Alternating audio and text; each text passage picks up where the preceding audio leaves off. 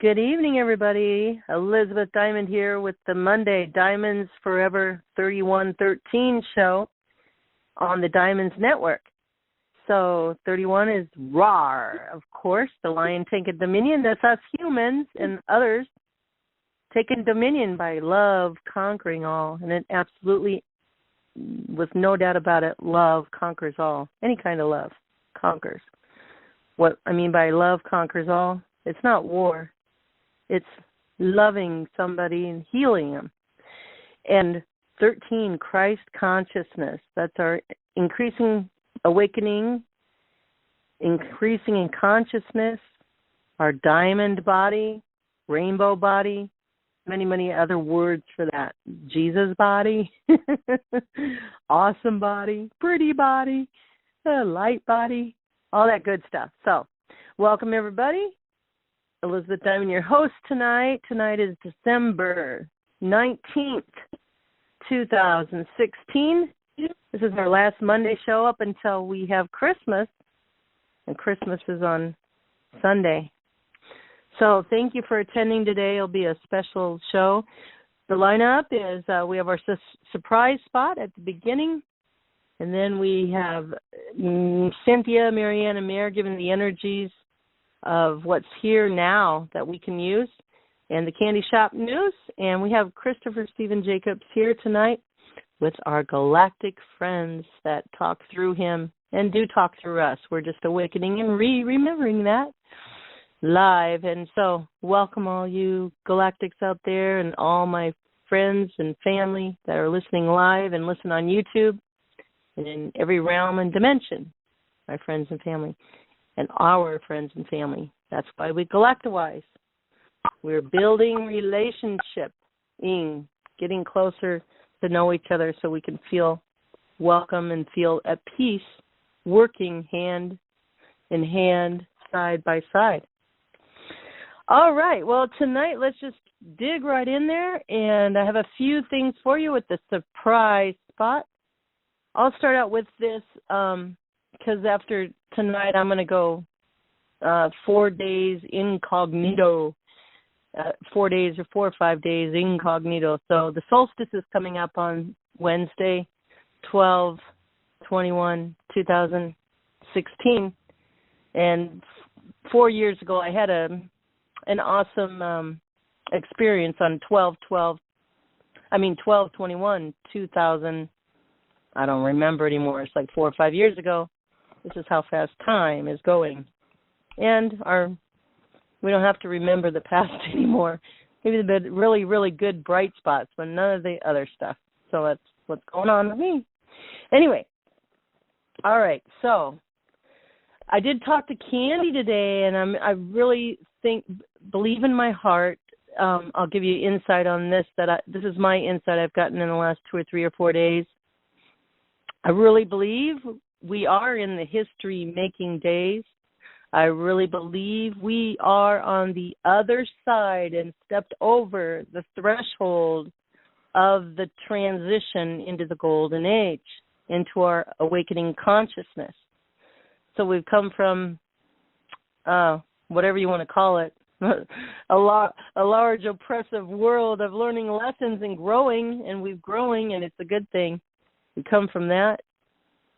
And then there's a connector. That's the transition. We've gone through the transition and on across the threshold of the golden age, into the light, into miracle signs, wonders, learning your supernatural, natural you and experiencing it. I believe we're there. So my insight, let me share with you. I believe President Obama was a sign and a wonder, makes you wonder, of that transition. The middle piece connecting both sides. And Mr. President Trump now is the Trumper, literally. So here's my insight. Trump, and I asked Candy that we're going to do we're going to follow him and see what he does, says, and how he rallies the people, rubs the people, rallies, and good stuff too. Because I believe we're in the history-making stage of the other side. So as we look back on President Obama's and Trump's presidency, we're going to see we're in the history-making stage of building the new world. Now, President Obama is going to stay in Washington, the last I heard, and he's stay in Washington and do other things. And between him and Trump, I think they're going to rally the world to do what we really love, and that's love and no separation, no war, peace. Serious. They're going to rally us, and they're going to, and see, I believe that Trump is in there now to clean house, to clean out all the cohorts, all the ones that want to hang on to the rope and don't want to leave. I believe Trump is there because, okay, for an example, because, you know, we can find intel that, oh, secretly they arrested everybody and secretly they're dead. Only a certain group will get that. And maybe nobody will even look at it and think it's lies. And they're not going to, the whole world's not going to wake up that way. But if you see it on TV that Trump is, for instance, here's an example I thought of. Trump and senators in Congress, and they're being called to rally too. They're being called by the people through Trump getting elected president to do what the people want. Don't stall. Do what the people want. Listen to the people and do it. Don't stall anymore because we're not going to put up with it. That's us. That's what our consciousness is saying. And so Trump is going to rally that way. President Obama is going to rally that way because he's going to be speaking out with community, and people already trust him. Trump has to prove himself, but it's not about one man. It's about all of us. Oh, literally, that's it. All of us. We're going to drain the swamp. Trump's in there to drain the swamp, not just him, but his presidency, Washington, D.C., the good guys, and all of us. We're going to drain the swamp. We're going to drain the parts of the swamp that leaked into us and into the rest of the world. United States and the rest of the world. We're going to drain the swamp. For instance, Trump reenacts and Senate Congress reenacts the Glass-Steagall Act. What the Glass-Steagall Act said was, and it was in effect before this law, says that the Federal Reserve Bank, any private bank cannot run Washington, D.C., can't run our government. The Federal Reserve Bank, which prints our money now, which is a debt note, is a private bank. So Glass-Steagall goes into effect or anything else like that, or however it happens, private bank won't be able to run it. Therefore, we're going to replace that debt note with the real note, like President Kennedy was going to enact and got murdered for it. So get the bank out of there, the IRS and tax, then that will all be exposed. Those go down. Our taxes go down really low. Trump's already said he's going to rebuild the bridges and all of the stuff that need to be rebuilt, the railroads, you mentioned the railroads, the bridges, all that infrastructure. Taxes go down, a lot of dominoes even just through that. But then when the world sees that, they're going to rejoice. They're going to be safe again. They're going to feel safe again. We're going into a time of real safety into this whole United States. They're going to feel safe again, and they're going to wake up that, and whether they see it as been a fraud or the bad guys controlled it, or where they just haven't studied that and don't even know about the bad guys, but see good stuff going into effect, taxes going down and all that. It doesn't matter if they study the bad guys or whatever, you know what I mean? So this is just my view on what Trump's going to do. And by the way, we're going to follow him with Candy Shop News. And, there's already a cry that right when he got elected president that, that Russia was messing with the voting system. That's why Trump won. Trump did a speech. He's been speaking out to the people. He go into places like Pennsylvania. The whole places are filled, and they put it live on Facebook and all other media. And he's getting it out to the people, everybody. And he did a really good, awesome one. It's on my Facebook. I blogged it today. Like 4 or 5 days ago. Said what he was going to do. And if he says what he's going to do, if he does what he says he's going to do, this world is going to be restored. United States of America is going to be restored. And I can see a lot just from that one speech what could happen in this world. So somebody's unmuted if they could just star 6. I hear a little rattling. So I just see really good things ahead of time, plus our individual lives. So I really see things awesomely happening. All right. So let's go on with that. We'll have more with the Candy Shop News. I wanted to read you just a little thing. I read my horoscope the other day, and I don't know, I just was having fun with it in the paper. It's really short. It's always what I said. It's just a repeat of a tool. And Cynthia, and we all say here. So let me say it this way. I'll read it. It's a paragraph. I don't recommend that you buy a cat o' nine tails and whip yourself into a misguided effort to exorcise your demons. The truth is, those insidious troublemakers exult when you abuse yourself. They draw perverse sustenance from it. In fact, their strategy is to fool you into treating yourself badly. So no. If you hope to drive away the saboteurs huddled in the sacred temple of your psyche, your best bet is to shower yourself with tender care, even luxurious blessings. The pests won't like that. And if you commit to this crusade for an extended time, they will eventually flee. And that's just another way of saying love yourself. As you love yourself in many ways, spiritual, physical, mental, and emotional, as you love yourself in many ways, you change. But you not only change, you change the whole world, the whole essence of the world, the whole paradigm of the world in one little change, because you're loving yourself. And not just you, but everybody, because we are all one. Literally, when one is harmed, all are harmed. Literally, when one is helped or one is healed, all are helped and healed. And so we are all one. And we've set everything at the highest good of all and for all, wrapped in supreme happiness, maximum efficiency, minimum effort. And we literally have set everything at the highest good of all concerned and for all. So from here on, all I have to do is when we think, I'm going to pray for that. Oh my God, what's going on? Then remember, it's already prayed for. It's already set at the highest good of all. I can relax and enjoy and just observe and be a part of it and experience it if I want, experience if I don't. Be as close as I want to that part or be as far as away from that part as I want to, that experience. Love you guys. Okay, one more thing, and it's really short. It's regarding the Rainbow Bridge. It's regarding our diamond body and what we're going into in our awakening and in parts of everybody's unique timing parts of our awakening. It's called the Rainbow Bridge, and again, I'm reading out of The Secret Teachings of Mary Magdalene.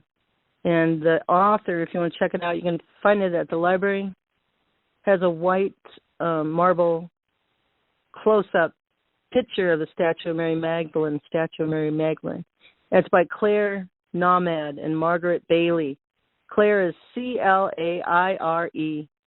Nomad, Nahmad.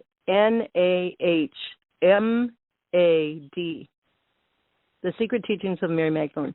Okay, and this is the Rainbow Bridge. This mystic bridge is the bridge between the spirit and the soul. This is our awakening in the moment of diamond body, I guess I'll call it. The mystic bridge is the bridge between the spirit and the soul. It is where the nous is located. That's the spirit. Nous is spirit. Is located, and its point of entry is within the heart chakra. The soul is the very first body in which spirit closed itself in order to make a stairway down to the realms of matter. So let me just tell you what it looks like in the body. The soul is your brain and your spinal cord. If you look at anatomy, look at the brain and the spinal cord. That's the soul. And the spirit is our heart, and the heart pumps the blood all the way around the no-brain barrier around the brain and the spinal cord, all the way through the body. Okay, the soul is the very first body in which spirit closed itself in order to make a stairway down to the realms of matter, the physical body being the outermost body. The little individualized spark of the divine spirit is clothed in the soul, but it is also has to build the greater soul through its experiences in matter, which we've been through a lot. many centuries, many thousands of years now. But it also has to build the greater soul through its experiences and matter. It comes down into incarnation wearing the soul body, but the spirit and the soul together have to set to work to build the great soul temple in the higher world. Over many, many lives, this structure is gradually constructed and perfected until it becomes worthy to house the spirit, now expanded to a great light through self-awareness, which eventually becomes God consciousness. When the temple is ready, the soul becomes utterly translucent and the spirit shines through her. The sacred marriage takes place, and the soul and the spirit become as one. But for the soul and the spirit to be unobstructed in their communion, the Antakaranera, and I'll spell it because it means the beautiful rainbow bridge, has to be realized. The Antakaranera, this is the ancient word, I guess, to call it. Antakaranah.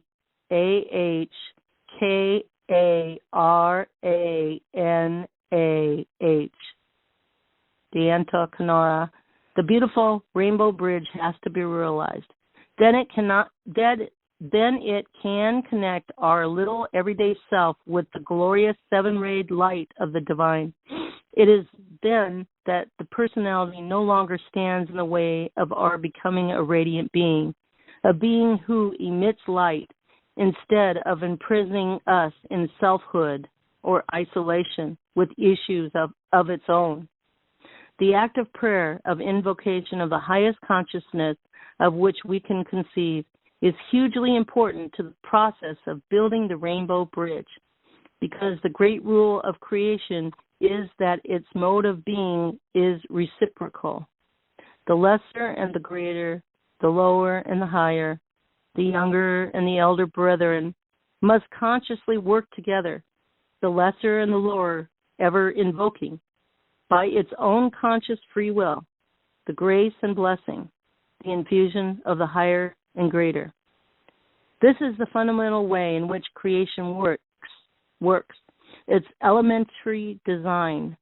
Of course, fundamental and elementary are words which are only appropriate for us to use at our particular earthly stage of development. They cannot really apply to a design so stupendous as the cosmos. I think an E.T. put that insert in there. Thank you, E.T. Galactic. It embodies the principle that energy always flows from the stronger source to the weaker source. It is the principle of endless, unstinting giving upon which creation rests. It is Christ saying, "Sell all you have and give to the poor," meaning the poor in spirit, maybe the poor in your spirit. This scientific fact, energy flowing from the stronger to the weaker source, is a reflection of the great cosmic law which is worked out in the act of prayer or invocation. So prayers, the act of prayer, the act of invocation, contain this great cosmic secret that they work with divine spirit via the angels and other higher beings to construct the exquisitely beautiful Antakaranera, which is the beautiful rainbow bridge of the soul. This is why, of course, the promised pot of gold is found where the rainbow meets the earth. This is the solar gold from the spirit that the soul brings back to the little earthly personality, the solar gold that must indeed be rooted in the earth, in matter itself, by the soul, and breathed upon and fostered by her, until the earthly personality grows into a being of a gold which is surrendered up in its turn to release greater light, more of the light of Goddess God, in the little individualized spark of the spirit. And so the rainbow bridge faithfully fulfills the potential of its bilateral nature. To find the rainbow bridge, gently rest your awareness in your heart. See the star blazing there in white light. Breathe 3 cycles of the mother's breath and begin to see a line of white light ascending from your heart to your throat chakra, which spins and glows now with a globe of light, shining white and throwing out brilliant whirling glints of a sweet vivid lilac color.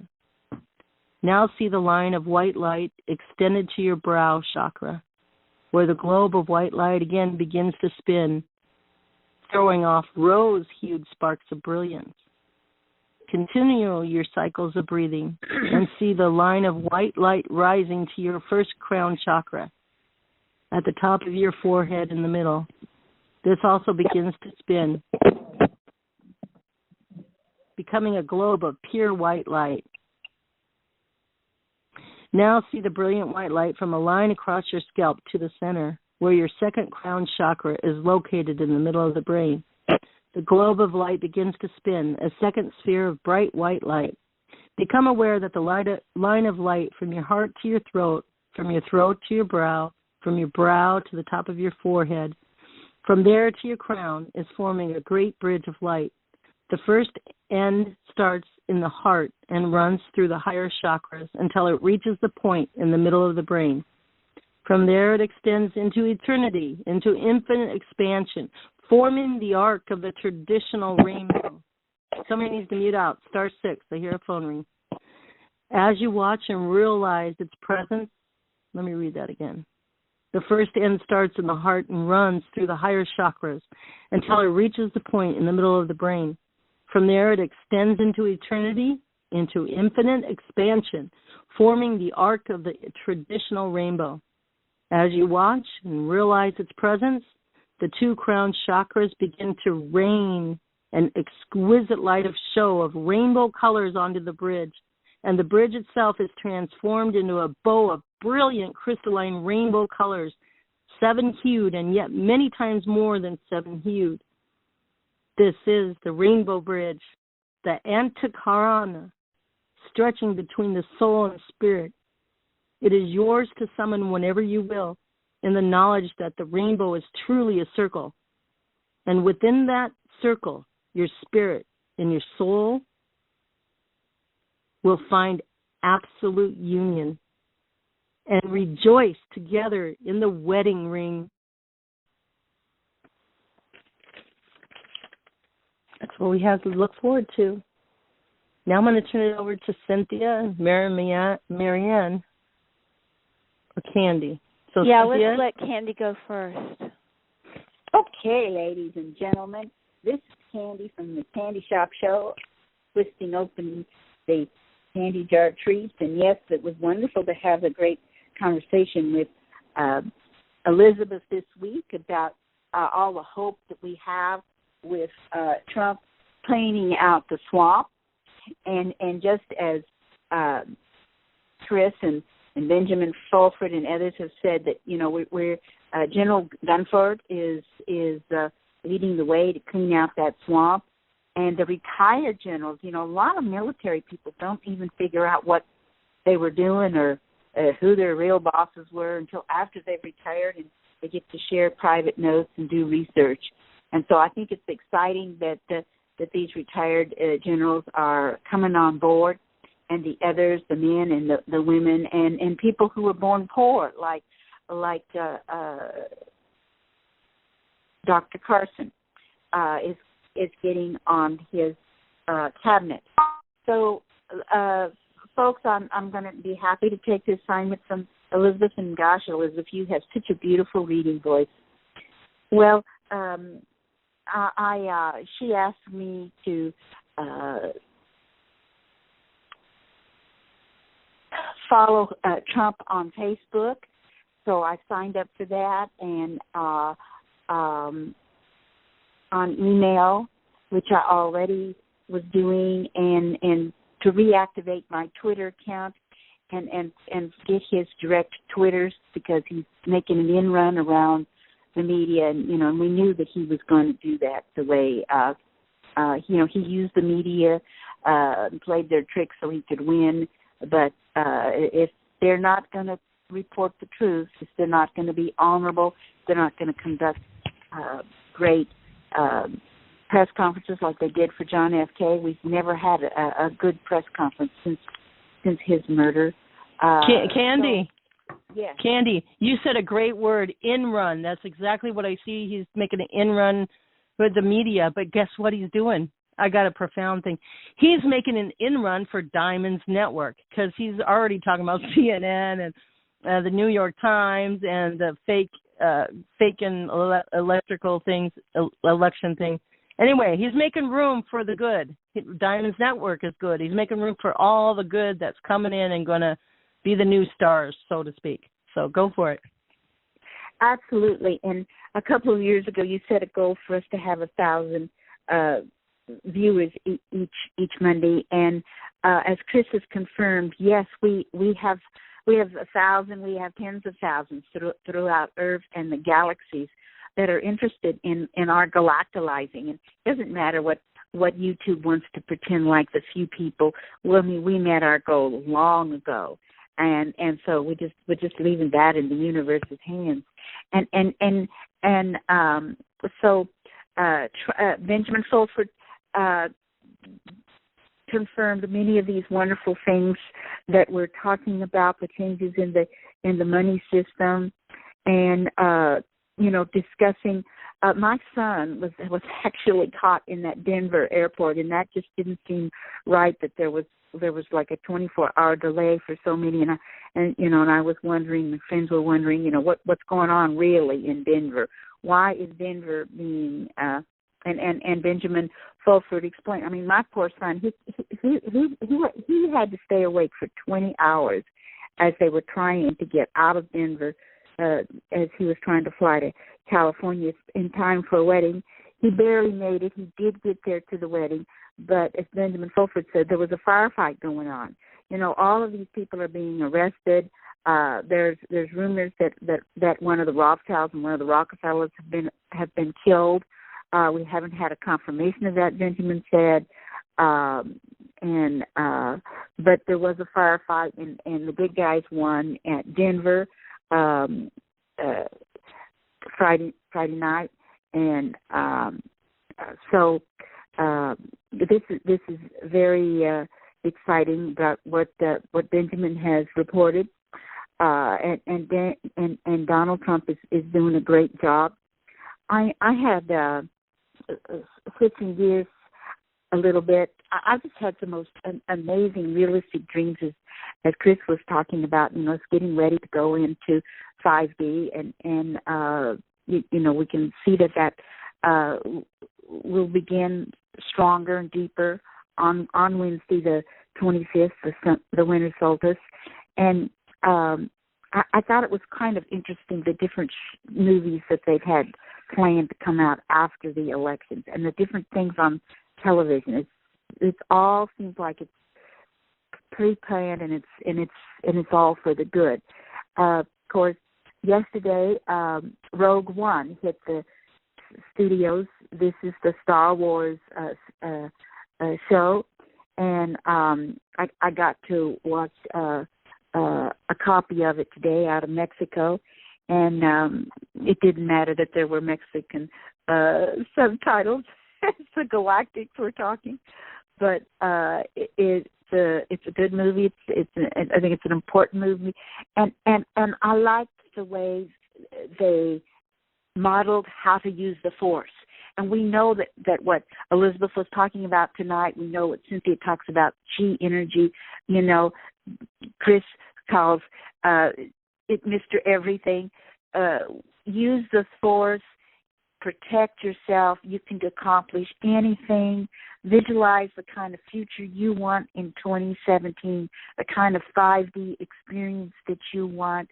Let's just get stronger and stronger at bringing in the positive and staying away from the negative. I'm so glad that Elizabeth wants to talk about the positive part of what Trump is doing, and we just know that he's a fine father and businessman, and he is clearing out the swamp. I mean, the talking heads are saying, "Oh my goodness, he's not appointing any politicians." Well, that's what he promised. So, wow. And if Chris wants to say anything about Rogue One or these and the Force and these things, that will be just great tonight. Candy? Yes. Let me just interject in here. I did blog on the Diamonds blog, the Benjamin Fulford Report. I blogged a lot of Love Has Won energies coming in that will really encourage you guys. I blogged the weather that goes with these energies that are coming in, and everything's good, you guys. No fear. I blogged President-elect Donald Trump's speech he made in Pennsylvania rally thing. He's starting to talk. He's talking already and telling what he's going to do, and he's gone to different states. And a lot of people show up, and then they do it mass media. So that's on there. So that's diamonds with an S, forever 31.blogspot.com for those who are new. I love you all. Thanks, Candy. Yes, Elizabeth, that's great what you're blogging. And I want to encourage any folks online or those who listen later when we get up on YouTube, please help me understand this Twitter business. If you've got a Twitter account, you put an @ symbol or is it a hashtag? Oh, there's all these different symbols. But anyway, my username is Candy Carroll, just like it is on Facebook. You're welcome to friend me on Facebook, CandyCarroll. That's what you do a hashtag and put my name, my username, Candy Carroll, and send me some tweets so I can learn to practice all of this a little bit better if you're got that free download. So Candy, I'm on Twitter too. See if you can find me. I'll give you good practice because I don't know if I can find you on Twitter. I'm in the same boat. Do you know what your username is? I think it's just Elizabeth Diamond or Elizabeth Mulligan, whatever that is, I guess. I don't know. You figure it out for me. I don't know. I'm lost from here. I might do both. Okay. Well, we're calling for help. Help, all you young people. Come and help us here on the Diamonds. Me and Candy especially. Help. And I want to thank everybody for the prayers for my surgery. It was a huge miracle. The doctor at the follow-up, he got a file out and he says, well, I'm sorry, Miss Turner, I've got to tell you, Miss Candace, I've got to tell you, there was a mistake made. And I was demonstrating this really new, advanced, multifocal cataract lens to the new staff, and we know you didn't pay the $2,500 for it, that you couldn't afford it, but you got it by a mistake, and if you want to keep it, you can keep it for no charge. Oh, my God, Candy, really? See, this is what happens. All things are possible. You got the surprise at the very end of all you going through the fire. It's awesome. Merry Christmas. Oh, yeah, I was trying to figure out how to raise some money, and I couldn't get that for the fancy one. And so what this means is I'm going to be able to read my phone, read a book with this new eye on the left eye, and my brain might readjust, and so I might not ever have to wear glasses in the future. And so we've got 1 month to figure this all out, but I am excited, and thank you for the good prayers and the good energies from Chris and everyone. And putting the lid on the candy jar, and the top of the jar's got a great big smile. Oh, I like that. The top of the jar's got a great big smile. That's awesome. And so, and Chris prayed for you, and it was a little frustrating. It's like, you probably would have thought, oh, my God, Chris didn't do nothing with his healing. He didn't do nothing, blah, blah, blah. But you know what? God knows what's the highest good for all of us, right? So if you didn't go through that surgery and you went through a lot of practicing faith and believing in that everything will turn out good, that everything will be at the right time, that everything, the money will get paid and all that. You had how many months of that practice? If you would, probably 3 or 4 or 5 at least, Candy. And if the healing that Chris did surfaced at that time, you wouldn't have gone all through that growth. So all at the perfect timing. And thanks, Candy. Thanks, Chris. And thanks, everybody, for Candy's miracle. And now, see, she's got a surprise at Christmas time. Santa Claus brought her. Yay! Love you, Kim. So over to Cynthia, I guess. Yeah, Cynthia, Marianne, come on in. And then we have Christopher in the Galactics, too. Yay. It's all going to be good. Great. Merry Christmas, everybody, early. And Monday's Christmas. I won't see you. Well, we have Tuesday, Wednesday, Thursday call, but Cynthia, go for it. Marianne, Mir, love ya. Mir, are you on? Hit *6. I'm not sure she's on. I know Marianne. I'm here. Oh, I'm yay. here. There you are. Hi. Hi. Today Mercury went retrograde and Mars went into Pisces. And in layman's terms, what that means is that for the next 3 weeks, we're going to be communicating with ourselves. When Mercury signifies the processes of communication in our nervous system. And when it's direct, we are communicating with the outer world, and when it's retrograde, we're communicating with our inner world. So today it's stationed to go retrograde for a few weeks. I think it's stationed to go direct on January 8th. So this is going to be a time when we are communicating deeply within our own selves. Now it's stationed at the place of energy economy. And that means not wasting energy. And when we start communicating with ourselves, we find that there's all kinds of things in there. There's unresolved things. There's beautiful discoveries. There's hopes and dreams. There's insights. When we discover how to talk to the different parts of ourselves. And one of the things I would like to suggest to everybody, since it's stationing at energy economy, is, we look outside in the outer world and we think, God, if we could just stop fighting, if we could just all work together, wouldn't that be a great world? Well, same thing is true with the inner world. If we can stop fighting, if all our different selves can just work together, what a great inner world it would be. So during this 3-week period, my suggestion is whatever part of yourself comes up, to stop fighting it and to make friends with it. And there's a question you can ask it. For example, you might have a great day and you're dealing with parts of yourself that are hopeful and upbeat and creative and just, hey, all-around okay person. But you might have times when you're dealing with parts of yourself that are insecure, they're scared, younger parts of yourself from the past that have never been healed, fearful parts of yourself that are afraid maybe you won't ever be loved or understood, or maybe it's health issues. Who knows? But whatever parts of yourself you're communicating with, my suggestion is to make friends with it. Instead of judging it, suppressing it, fighting it, avoiding it,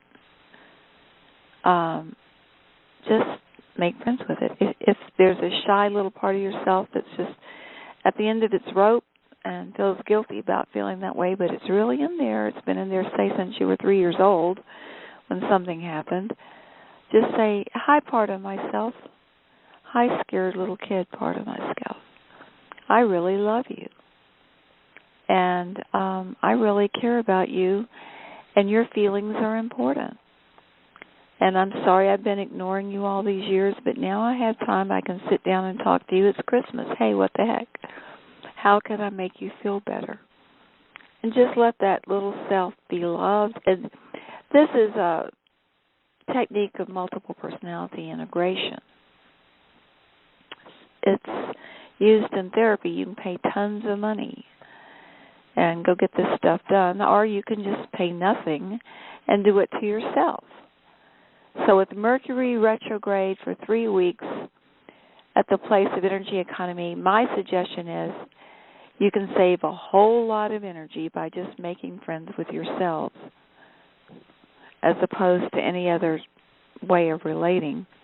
And by the way, ignoring parts of yourself and denying them requires huge amounts of energy, and that has been researched.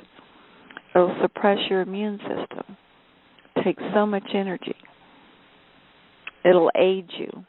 It'll attract unwanted experiences in the outer world. So it really is a good skill, really, because what I've found in the decades of working with multiple personality integration in the therapeutic field is, lo and behold, when you make friends with all your different selves, particularly the ornery ones, the difficult ones, bingo, it's like magic. All of a sudden, people in the outer world are easier to get along with, too. All of a sudden, you can see the good and the bad. You can, you can make friends with those in all kinds of spaces because you've done it inside. So that's one thing that happened today. The other thing that happened today is Mars entered Pisces. Now, that's a very interesting place for Mars to be.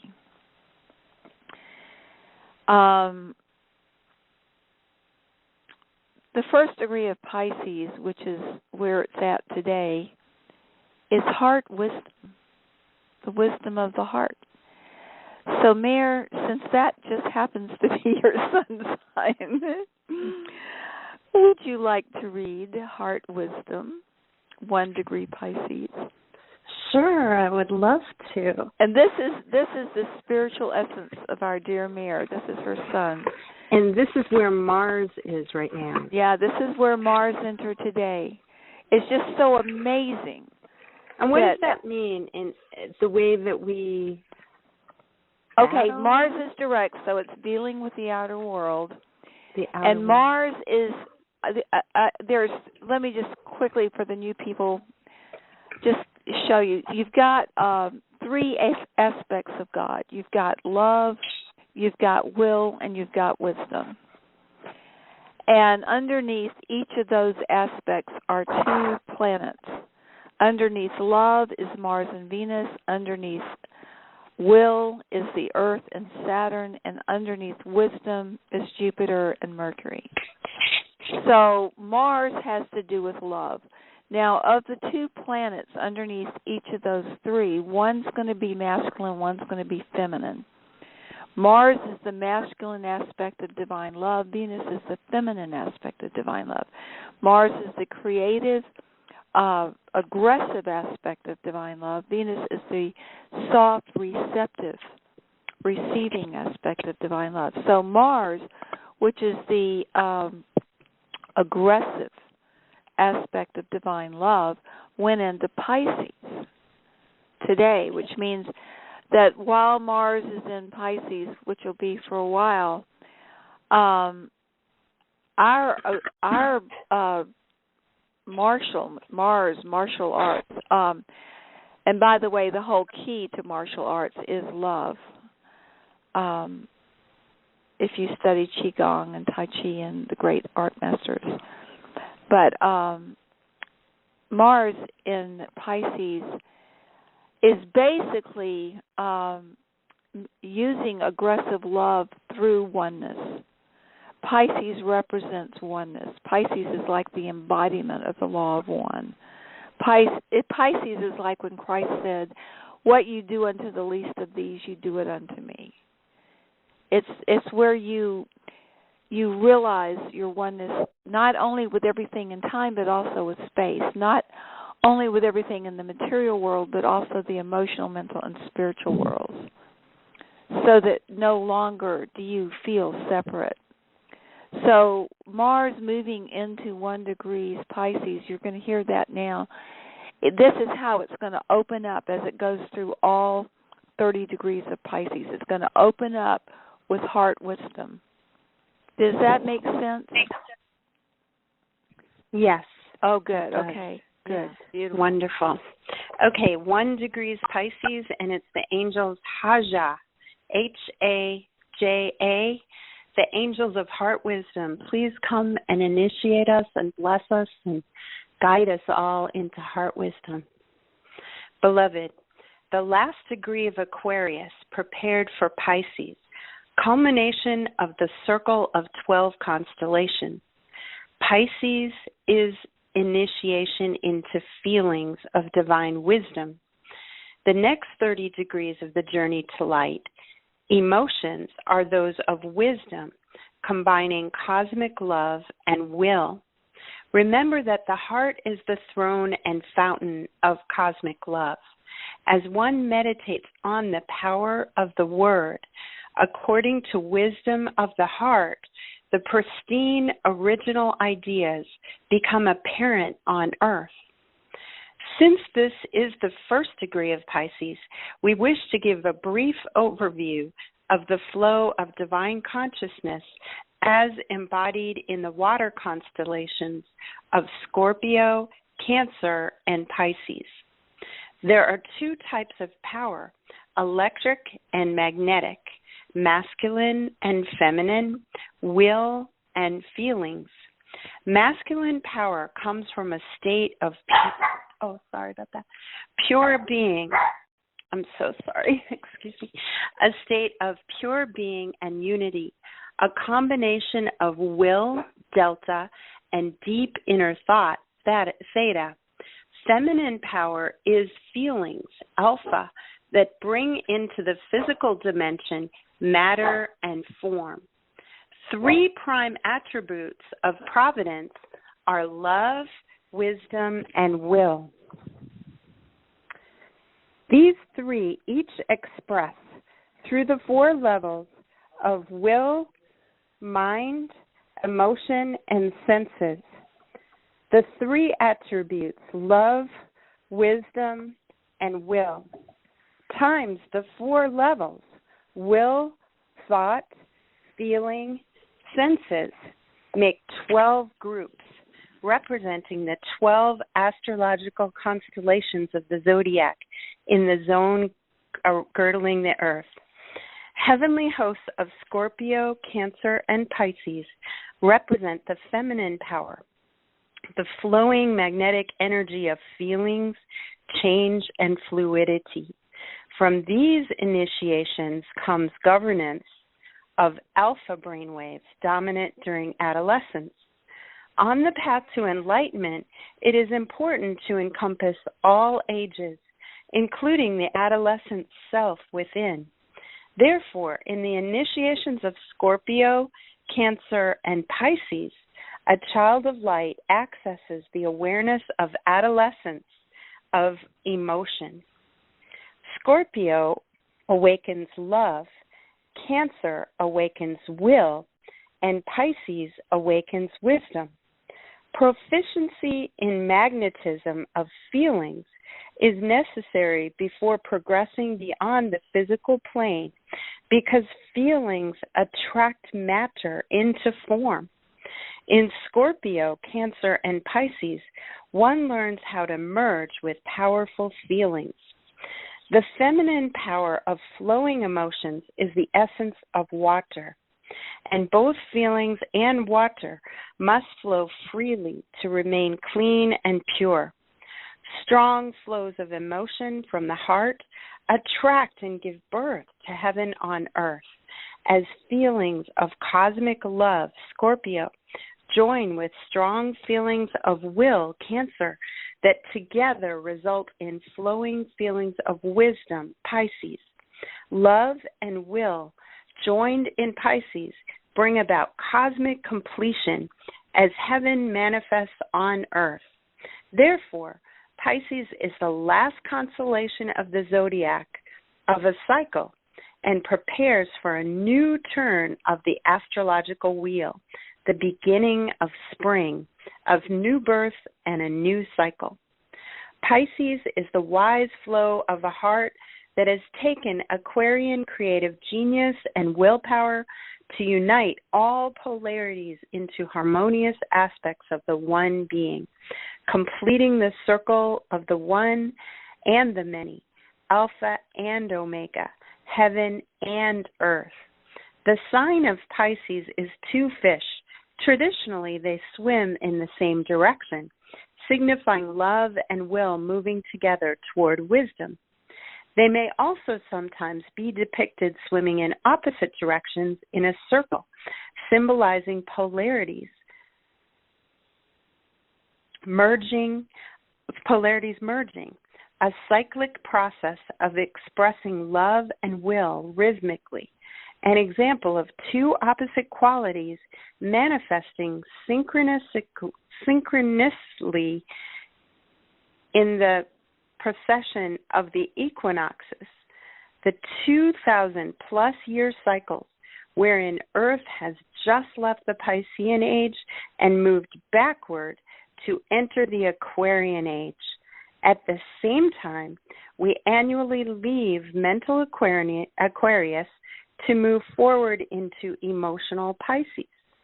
Another polarity expressed here is that of speed, fast and slow, in that one clockwise spin of an age comprises over 2,000 clockwise spins of the years that make up an age.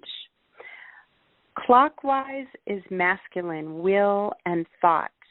Counterclockwise is feminine, emotions and senses or form.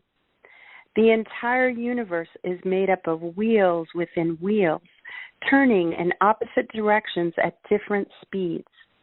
At this time, many of these wheels, large and small, are completing rotations at the same exact time as a whole new universal cycle is beginning. The Mayans call this the time of the enchantment and the ancient future. This is why prophets have said that now is the time of high magic or miracles, a time of birthing paradise, a new heaven and a new earth. Now is the time of regaining whole being awareness so that the heavenly hosts and the children of earth create splendid majesty in this new cycle together. We, the heavenly hosts of Haja, offer to servers deep understanding of the power of the word, greater access to wisdom, enlightenment, and transformation, and the initiation of cosmic love that in turn leads to even greater wisdom, enlightenment, and transformation. Remember that transformation is only the release of any imperfection in the macrocosm or in the microcosm or the macrocosm for changes into other states that are the highest good. All-embracing love is the highest of the virtues, which is why it leads to ultimate wisdom and light. This love is the greatest power in creation and magnetically holds the fabric of the universe together. With feelings of all-embracing love, a human has the emotional magnetism to attract miracles into the physical plane. Children of light attract into form the perfect designs that were originally conceived by the Creator. Paradise returns. Thank you, Haja, the angels of heart wisdom. So that is the overriding theme of this Mercury retrograde, is that people are going to be talking to themselves a lot this next few weeks. And that's the theme, what she just read, is this love transforming everything, the wisdom of the heart. I've got a little tickle in my throat for some reason right now. Because of that, I'm going to ask Marianne, if you would, to read 24 Pisces, because as Mars enters Pisces, the part of fortune which is the luckiest place in this whole chart, is at 24 Pisces. And I'm going to clear this little tickle in my throat while you read that. It's 24 Pisces. I'm right there. I want to make one comment. Oh yes. Before I read this, this is beautiful. Great call, Elizabeth. Thank you. Great opening. Great comments. Candy, thank you so much.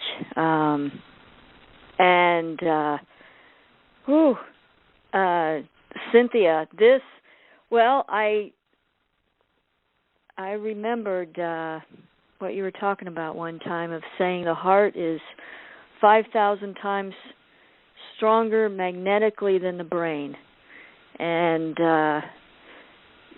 basically asking your heart what it wants, what it needs, and it will tell you. And this is what you've been saying is go inward, and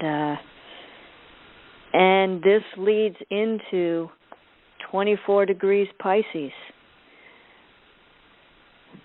And this is Belika, the angels of advanced meditation. Please be with us now. Beloved, while enlightenment can be found in the splendors of the three basic realms of nature, it is necessary to use one's inner qualities to produce miracles. Becoming one with the virtues of the letters of Belika opens fantastic methods of meditation that require a certain degree of maturity, because the faculties developed are so powerful. Letter B, the quality of polarity, reveals the necessity, beauty, and purpose of polarity governing life and death. This virtue confers command over will and feeling or the electromagnetic fluids. Using all four wave states in meditation, one turns inward from the presence of the divine in the feast of the physical reality to reacquaint self with the infinite reaches of inner space in the inner worlds. According to the degree that the individual will is at one with the highest good of all, they receive from us, the angels of Belika, initiation into advanced stages of meditation. This is the return of the journey, retracting steps from the adult to the infant state. We guide a person all the way back along this path, moving from linear logic through feelings, deep concepts and thoughts, and into pure being and the union once again. From this return, powers to personify divinity and create miracles emerge. All that I do, you shall do, and more. This journey is a circle. The idea is to travel this circle so methodically that you contain it all within you as a simultaneously happening. Once accomplished, you have reached enlightenment and the whole being function. Brain and body are perfectly designed to do this. In a state of cosmic attunement, brain and body are engaged in this manner, and the resulting chemicals produced in the body's glands provide a constant high state of awareness on all levels with minimal effort.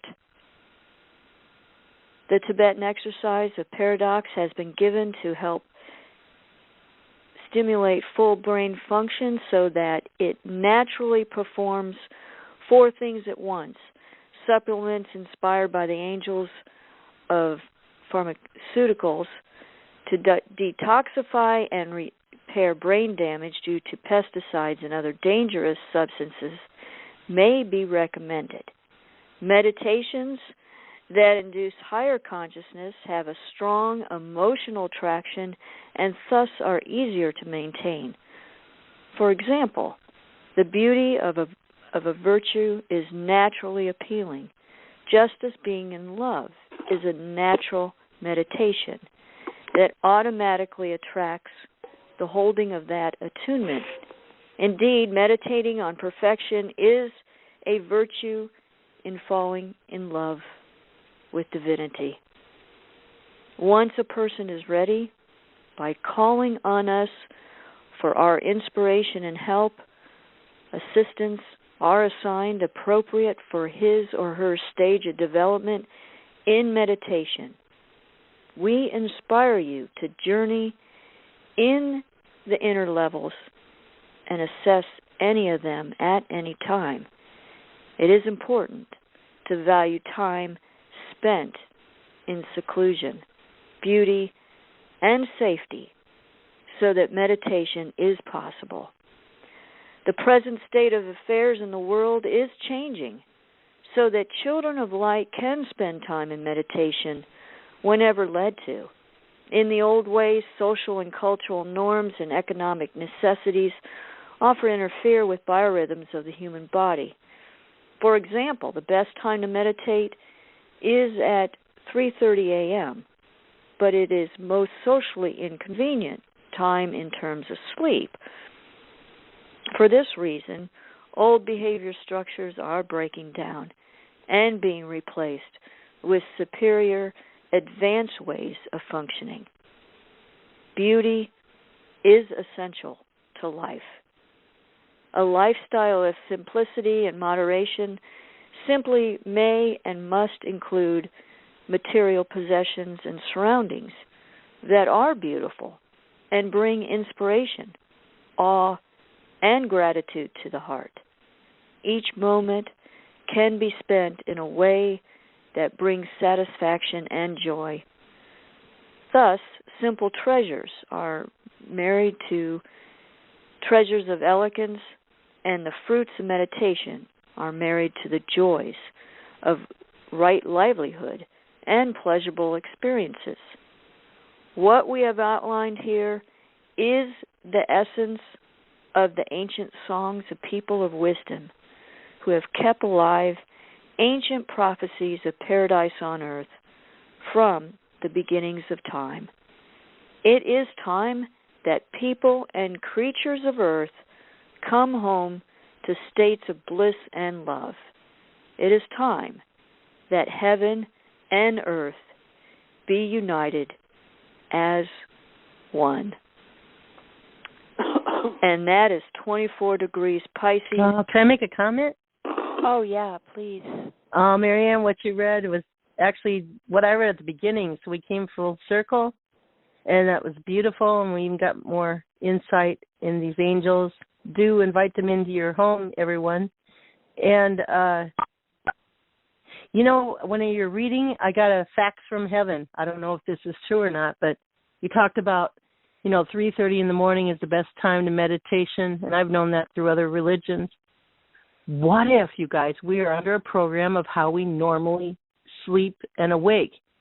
So we're awake average 15 hours. What if we're supposed to really wake up at 12 noon and then early evening, or kind of early late evening would be 3:30 in the morning, where we're relaxed and we can lay down and meditate for an hour or so, and then fall asleep, and then wake up. What if? My brain is anyway. Just wanted to share that. We'll see what happens, panning out, and what's happened so far on the show, like Candy's miracle with the money and thing.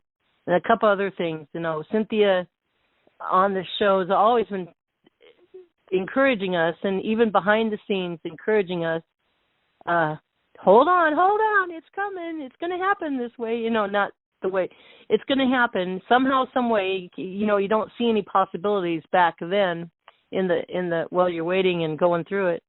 But I do believe, Cynthia, and I want to thank you so much for holding us up, all of us in the world, that we've truly crossed another threshold, and And this time it's, bigger smiles on our face and more constant smiles than the up and down ebbs and flows. So thank you, Cynthia. I love you. And I'll love you all. Merry Christmas, everybody. Thank you, too. I'm going to finish up. That was beautiful, Elizabeth, and thank you so much, Marianne.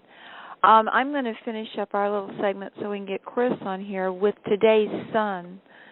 Tonight it's at 29 Sagittarius, and it ties in just perfectly also with what we've read and what you read, Elizabeth. It's the angels of the sacredness in matter. The angels of Saris, S-A-R-I-S. And I just want to say, the deeper in meditation that we go, the more it becomes quite obvious that God is everything. Whether it's matter, whether it's a thought or an emotion or a desire or just a state of pure being, there is nothing but God. And it reaches the point where we understand that every grain of sand, every electron, every photon, every rock, every creature, every plant, everything is sacred. It's a miracle. And so these are the angels of Saris, the angels of the sacredness and matter. Beloved, all creation is the beloved expression of divinity, the destiny for all matter, from the most subtle fabric of desires and thought forms, through the more dense weaves of flowing emotions, to the most dense substances of the physical world, is to be permeated with the highest divine love, wisdom, and willpower. In the beginning, all matter, from the most subtle to the most dense, was created and imbued with divine qualities.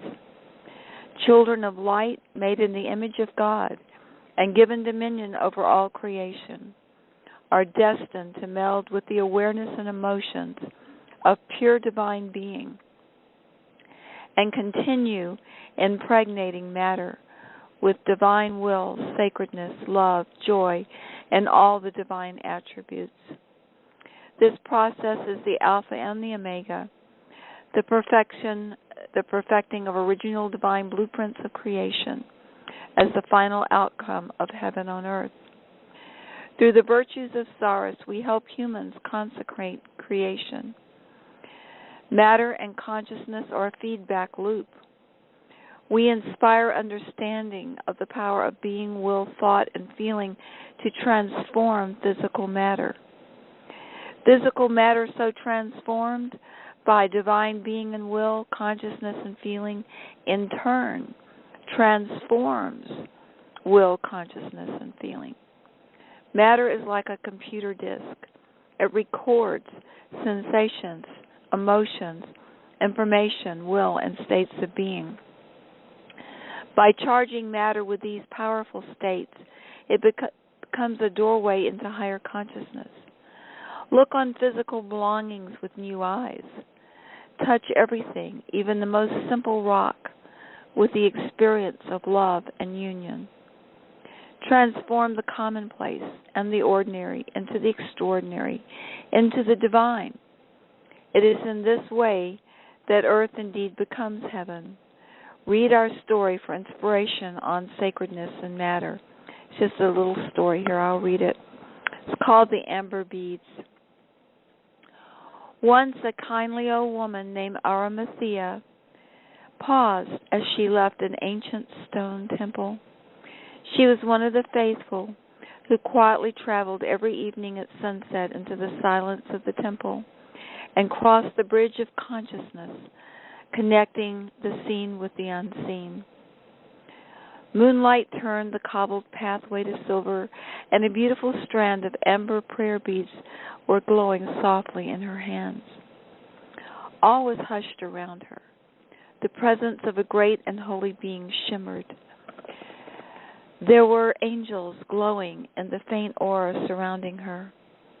As she continued praying, offering supplication for heaven on earth, her fingers lovingly held each amber bead, remembering her mother telling her as a child that each precious amber bead was a drop of ancient blood from a sacred tree in a sacred forest.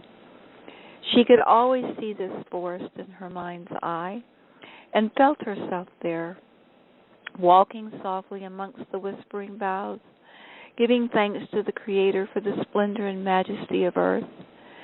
As her mother had taught her, with each touch, she blessed the beads and charged them with prayer, her heart filling with rapture, as in the silence she merged with the presence of the Beloved. Angels of Solace hovered over. They had guided the spiritualization of these prayer beads for generations. Many years before, Arimathea saw these angels, barely discernible as a faint light glowing around her mother's head as she softly sang morning prayers. The light became blindingly white when Arimathea received these beads as a final gift when her mother lay peacefully dying. These same angels had stood watch when her mother was a young girl, and before that when her great aunt crossed the dark sea. They infused this strand of beads and other sacred objects in the family with the divine virtues of Saras, the virtues of penetrating divine will for the highest good of all, the virtue of enlightenment and transformation of imperfection, the virtue of inner guidance, and the understanding of cause and effect, courage and faith.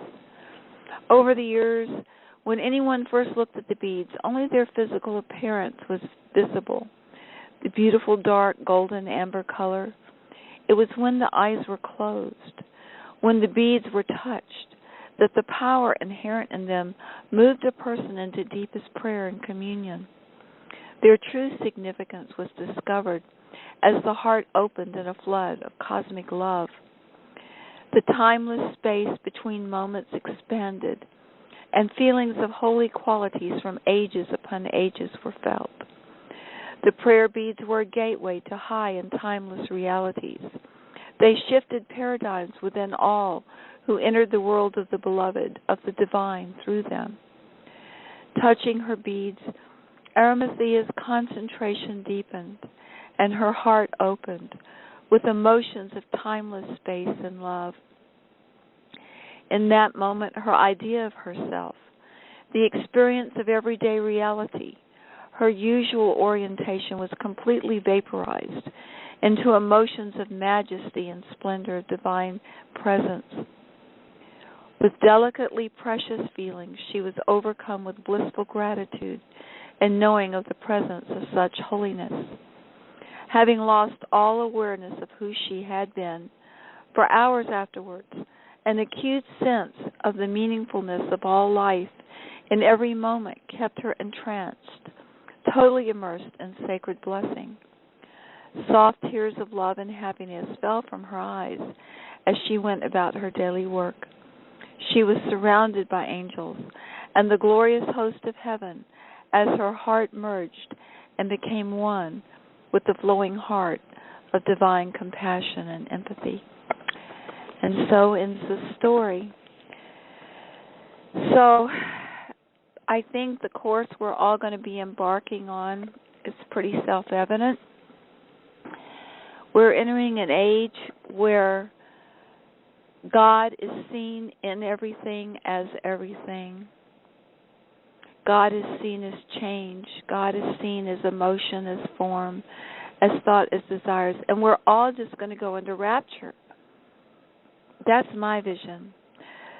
So, Marianne, Mayor, is there anything you would like to add on this beautiful day before we turn it over to Chris?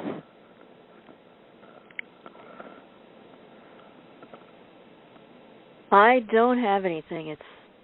It's a good ending for me. Okay. Thank you. Mayor?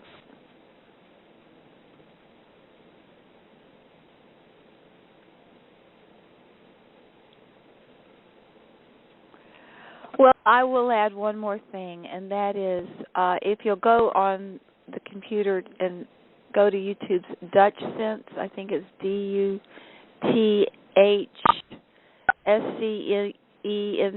I believe it is. He's got about a 12-minute YouTube that he put up about 1 o'clock this morning. It's a phenomena. He's been watching these charts and these feeds from these different space agencies for 7 years. And there's one space agency that I think reports on the infrared energy coming off the planet. But anyway, he's been watching these feeds for 7 years. And last night, a strange phenomena came through on those satellite images. Very strange. He's never seen it before. There is energy of such power and magnitude hitting Earth all around. It's off the charts. And if you can see that YouTube, I think I sent it out to the Dowman group today. And I think that's one of them I blogged today on the blog. It's on the Benjamin Fulford blog or the blog after that. Yeah. Yeah, because I'll tell you what, folks, it's going to hit us big time. And what it is it's photons. And photons are light particles. And light particles turn into light waves. Or light waves and light particles, one turns into the other. It's like night turning into day. But they're information packets.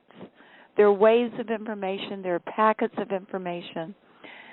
And they explode into our awareness. They activate our DNA. And we're being hit really big time. They're saying December 26th. It's just going to be off the charts. So it would be very nice if you could look at this. It's only 12 minutes. And it may be so subtle we may not feel it. Now, I do feel it. All day today, I felt like I was tripping. It was mild, but I've definitely been in an altered state today. Reacting to this wave that he documents on that 12-minute video. I suspect it's going to get stronger and stronger and stronger and peak in about a week. We'll see. But if you start feeling like you're tripping, if you start feeling like you're going into altered state, please just love yourself. Love all the different parts of yourself. Love your story. Love what's happened to you. Love everything about yourself. Love the beautiful, majestic parts. Love the sweet little naive, innocent parts. Love the parts of you that are learning and love the parts of you that are teaching. Just love them all. And let them all come together and live in peace with each other. And then as this wave hits us, we can all rejoice together. All the parts inside of us can rejoice together. And then we can rejoice with our brothers and sisters, both human and animal and plant and mineral, visible and invisible outwardly. So back to you, Elizabeth, and I guess on to Chris. Yes, and I just said we've done lots of preparation for this. That what Cynthia's talking about, I believe, is the big, strongest wave we've had thus far. On 12/21/2016, what Franco Di Nicolo and Cynthia just talked about, I think those are the two same things.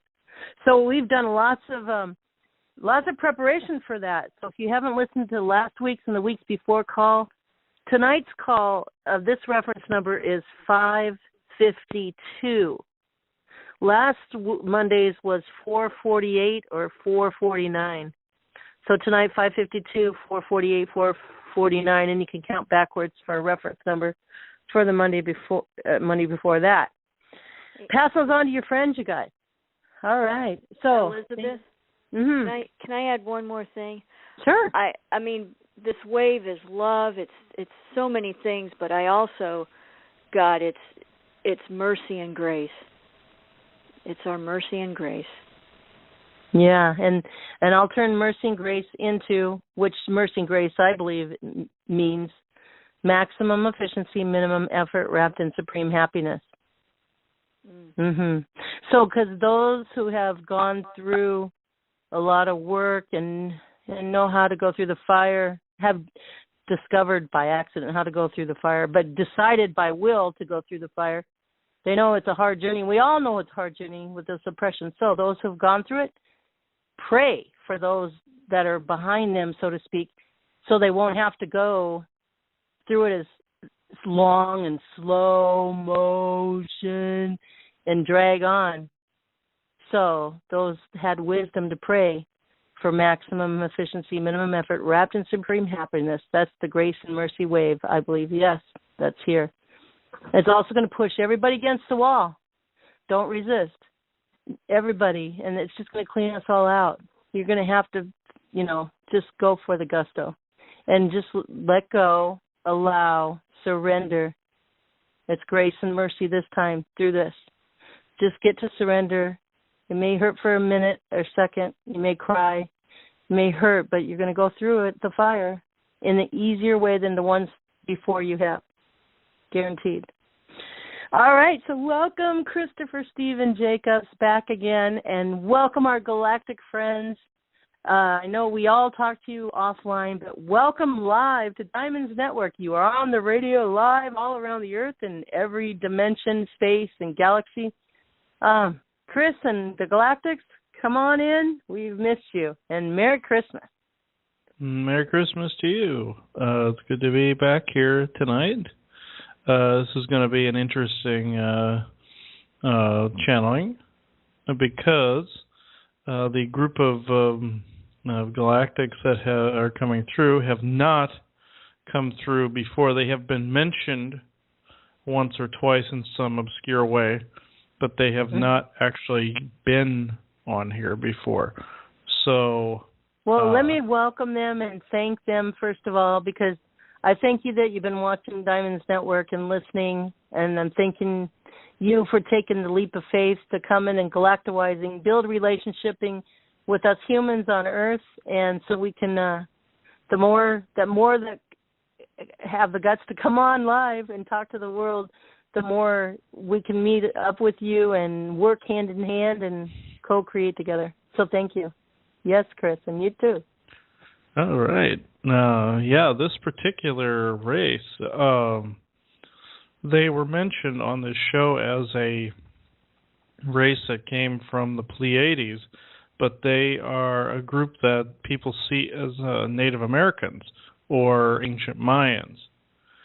And they have not come through on the shows before because talking to them tends to be a bit of a security risk, but they are going to be the forerunners, I should say, in the first efforts of first contact with people out there because they look the most like us. Now, the Nordic Pleiadians are a lot taller than us. Tyler's people even more so, even though they all look human. The spirit doctors, they look human, but they're not always going to be the ones that are going to be more the face of humanity. This particular race, they're the same height, same everything. They have different shapes and sizes. Majority of them look Native American, though. And they have come up in people's abduction cases, too, where they've looked up, seen a spaceship, and seen Native Americans piloting it. And this is those very people. And give me a second, I got to get a drink. All right. And Chris, wow. This is so interesting. I got to talk about.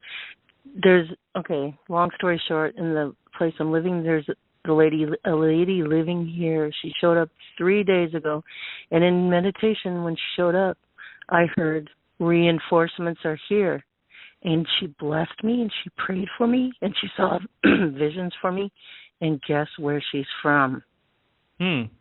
Peru, the Mayans. Well, yeah, that'd be Inca territory in Peru, but same difference, yeah. Okay. Just that was interesting to me. I'll keep listening. Thank you. Sorry, I have a bit of scratchy throat tonight.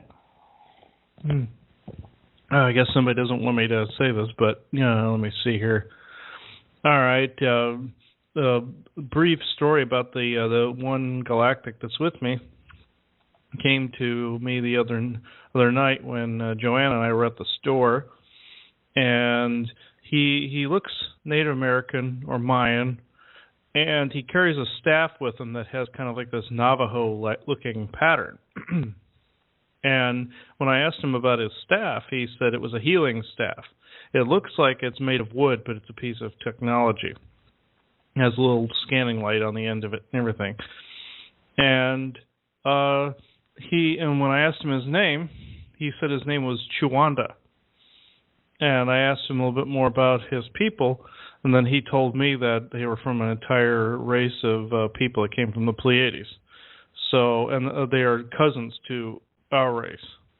So, I'm going to see what he wants to talk about this evening. This is causing a great deal of cotton mouth for some reason, so I'm going to. It must be his energy. Let me see here. Okay.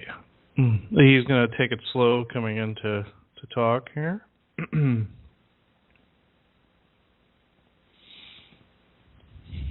All right. Greetings. My name, as this one has said, is Chu-wan-da. The name means tall in stature and broad in sight. However, friends of mine would say otherwise. This is a joke, no less, but I am going to continue. I, along with my people, have been in contact with yours in some small fashion for a while. However, we ourselves have just obtained our freedom from oppression, very much like your people will soon do so. We obtained this freedom not all that long ago, in the period you would call the 90s. This particular period gave way in your society to a great deal more oppression than you were used to. In my society, the oppressors themselves left. In our society, we had a military-industrial complex, very much like your own people do now. We do not anymore. We govern ourselves, we defend ourselves, we are peacemakers and peacekeepers. We help those who cannot help themselves because we were once helped by another species, whom I will name here shortly. In that twilight, we decided that we would be the ones to help your people because we too are related to your own people. We would have done so anyway, but we felt we were best suited to do so because of the fact that we had just freed ourselves, and we too are still learning, as you will soon be learning from a freedom that you will only know from the chains of oppression being released. This does not mean that it is an instant golden age for your kind. It's quite the opposite, in fact. It is, and it can be, as long a road or shorter road as you make it to be. We are offering our hand to your people at this time in order to help you transition much, much smoother. The reason our kind has been chosen is this: the fact that the Pleiadian collective is not necessarily going to be the first race that you encounter, nor the Sasquatch people in their kindness, or Tyler's people in their particular broad vision. No, because the fact that each of these races I just mentioned look too very different from your own. So, ours was chosen because we carry the same stature and the same look and the same presence as your very own people. We look exactly the same as your people, just very much like Valiant Thor's people. So we can blend in and actually speak to you on an interpersonal level. The Pleiadian collective usually has to use holographic technology to hide their more giant statures. The same goes for Tyler's people, and same goes for the Anakim or the Sasquatch people. They usually are invisible and observing. However, we can walk amongst you, and you would not see us as gods, you would not see us as animals, you would not see us as anything different other than yourselves. So, we were chosen to be the forerunners in this particular respect. Now, I will go back to before, when my people were oppressed, the same as yours is now. On our world, one of three, we had a military-industrial complex, very much like yourselves. It was being controlled by a government, which was being controlled by that of the Draconian Empire, which was also being controlled by artificial intelligence beings you know of as the controller spheres. In this respect, the way we got out of such a quagmire was this. We began to work together in spite of the oppressive energies that came from the sphere beings and from the Draco. In that respect, when we did so, when we became balanced and whole beings, began to remember things that we thought were impossible about ourselves, began to remember that we are sovereign, we are part of Source, we are Source in creation itself. This is when we began to free ourselves and see the world as it truly was. It began to be few and far between at first, but shortly thereafter, more and more people began to awaken and see some of these controller spheres in their midst. First, people thought they were ghostly, but then began to see that they were mechanical in nature. Then they began to see their servants, which were the Draco reptilians. In the beginning, we feared these beings, therefore empowered them. But then we recognized them as enslaved as well. So therefore, we began to send them love energy. We did not tolerate oppression in any way. We sent them love energy, and we sent them balanced energy. So therefore, in that respect, we began to free them just as much as their oppression began to free us. What I mean by that is this. In that time frame when we were so heavily oppressed and we could not see the forest for the trees, as you would say, we did not know how much we were being taught in our ignorance until the oppression began to lift. Then we realized how much the oppression began to actually help us in that respect. In that time frame of our ignorance, our military came in and began to oppress with its mighty thumb and boot. This was a bad time for our people, because our military-industrial complex was more overt about their oppression than yours. Ours was on the surface and instigated what you would call martial law. Our government was far more strict than yours. Yours rules with an air of hope in it. Ours ruled through just fear, very much like your cabal does in the background. In the foreground, it uses things like hope and honesty and anything that you would call positive as a lure. Ours did something similar, but then when that was figured out, they ruled with fear and an iron grip. I am not saying this will happen to your kind, which I believe it will not. However, on my world, this is how it occurred. Then when we showed them passive resistance, very much like your Gandhi did, this is when it began to turn around, when that military-industrial complex began to see that we would not fight back, we would not be violent against them like the controllers wanted us to do. They themselves began to awaken, and in that awakening, they threw down their guns and looked to the skies and saw the very same enemy that we saw. When they saw this, they began to cry and fell to the ground. In that instance, we then knew that our military was no more, and we were a balanced race between warrior and monk. We knew the warrior was just as important as the monk. We knew that if we shed too much of that other side, the warrior, we would be defenseless in the physical. So we relied on our spiritual prowess, and we relied on our physical natures as well, honoring both in one vessel. When we did this, and we declared ourselves creation itself, this is when the controller spheres retreated along with their Draco servants. This was in the period you call the 90s. They then rushed to your world in droves. This is how that 90s invasion took place. They had left our world and came straight to your own. This saddened us greatly when we found out what took place, but we could do nothing to stop it, because we knew it was up to your own kind to recognize these problems and fix them, in conjunction with asking for help from Source, as you would call it.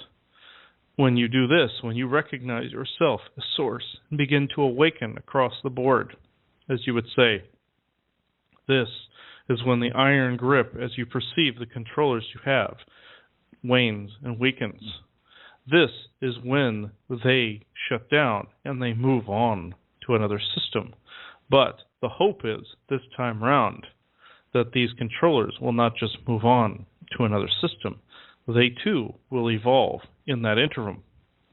This is why we are here. We are hoping the best for all sides involved, for oppressor and oppressed alike. Because you see, the oppressors themselves are oppressed, but by their darker natures. This is something they must work out within themselves. This is something we wish to happen. This is something we have seen happen several times while visiting your system. This is something that has gladdened us greatly. So we wish to see this once again on all sides. From an artificial intelligence standpoint, as you say, to a human one, to a draconian one, to an archonian one, and a cabal one. Yes, there is this council of one, yes, but not all members of all of these groups are in alignment, as you would say. Not all of them answer to that banner of the God Eye. So, we now ask that we sit on this council of one so that we can help oversee and become the ambassadors to Earth, as you would see us as. The Pleiadian Collective did, as I said, step aside so that we could do this. We, though we come from the same star system, like as I said, we look more like your own people. This is why we were elected. I petition this to the Council of One and to any other councils that are amalgamated therein, that your kind and mine become one in this new era of peace, prosperity, the beginnings of what you would call the Golden Age. The road to full disclosure is already in your hands because we are already at your doorstep. This is what I came to say this evening, but I will say one more thing. Just know, my people, the ones you know of as the ancient Mayans, or your ancestors to your native peoples, are always watching, and we are always waiting in the depths of space and at your very doorstep. Thank you. And thank you. Thank you for coming. We enjoyed what you brought. Thank you for bringing that. Thank you so much. Yes, yeah, he's fairly strong. He was having a hard time talking because my vocal cords kept drying up and tightening up while he was talking. It had something to do with his energy. That's got to be an experience in itself. Yeah, it had something to do with his vocal cords. They were slightly different than mine, and my throat kept drying up. But let me see here. I know there were other galactics here tonight that wanted to talk, and he's stepping back. He's still continuing to watch from a distance here. Let me see. I'm going to see who else wants to speak tonight, because there's not too many here this evening. Okay. It looks like he has been on the show before, but he's never spoke at length about anything.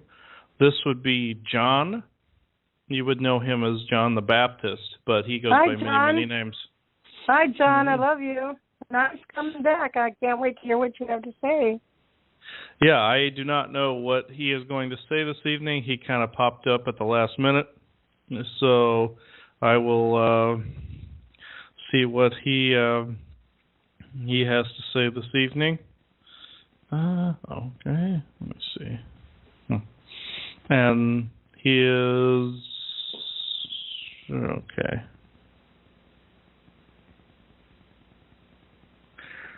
Dear ones, this is the man you know of as John, solely by name.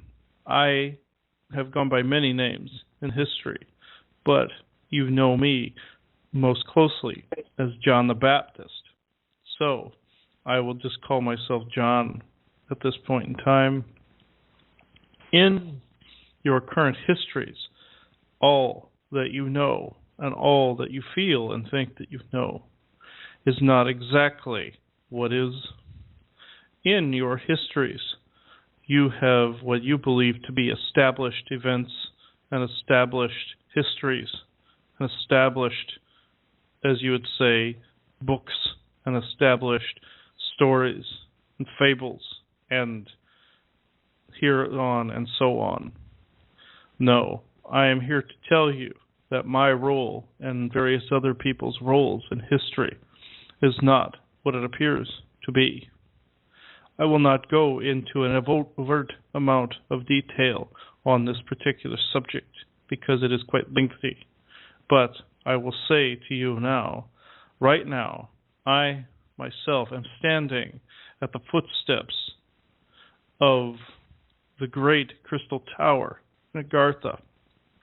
I and my brothers are down here at this very moment in time. I'm using these crystalline structures to transmit to you now. I am going to say something that will shock you most. In the times you know of as biblical times, my role was very different than the one that was foretold or aforementioned. I went by several names in that time, one of which you know as John. The other is known as Lazarus. I suffered what humans would call a mortal wound at the hands of the early humans at the time. This was something that was set up, as you would say, by the so-called powers that be. In that time, the one you know of as Jesus the Christ helped save me from a horrid fate, as you would call it.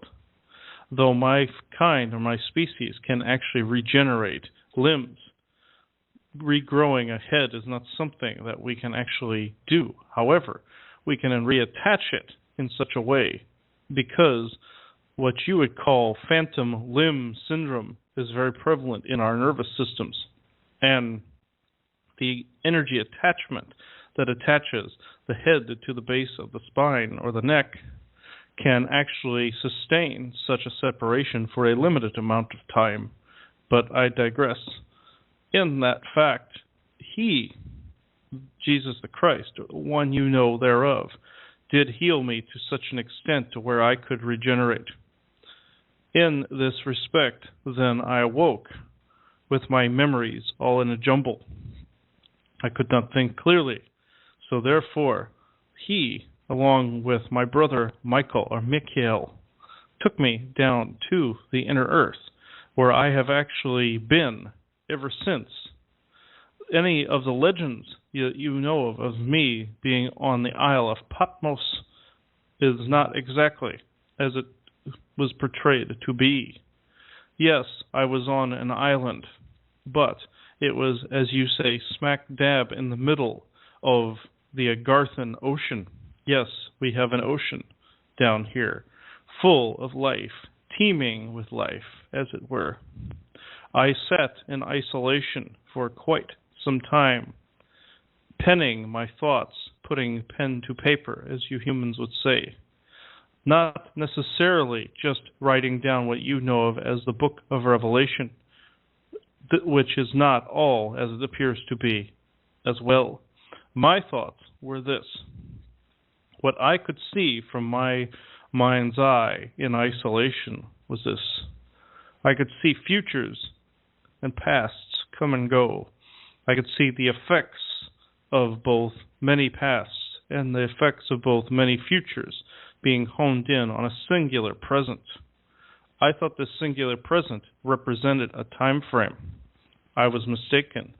This singular present represented myself and represented anyone within that current energy field at that particular moment in time. That particular present then fanned out in both directions, and I was able to see multiple paths and multiple futures. This was also during my healing process. I saw the healing process the earth would undertake in the future. I could see the current time in which we all sit now. I could see the changing of the equinoxes, as you would call it. I could see what you would call the Mandela effect. I could see the multiple futures. I could see empires rising and falling.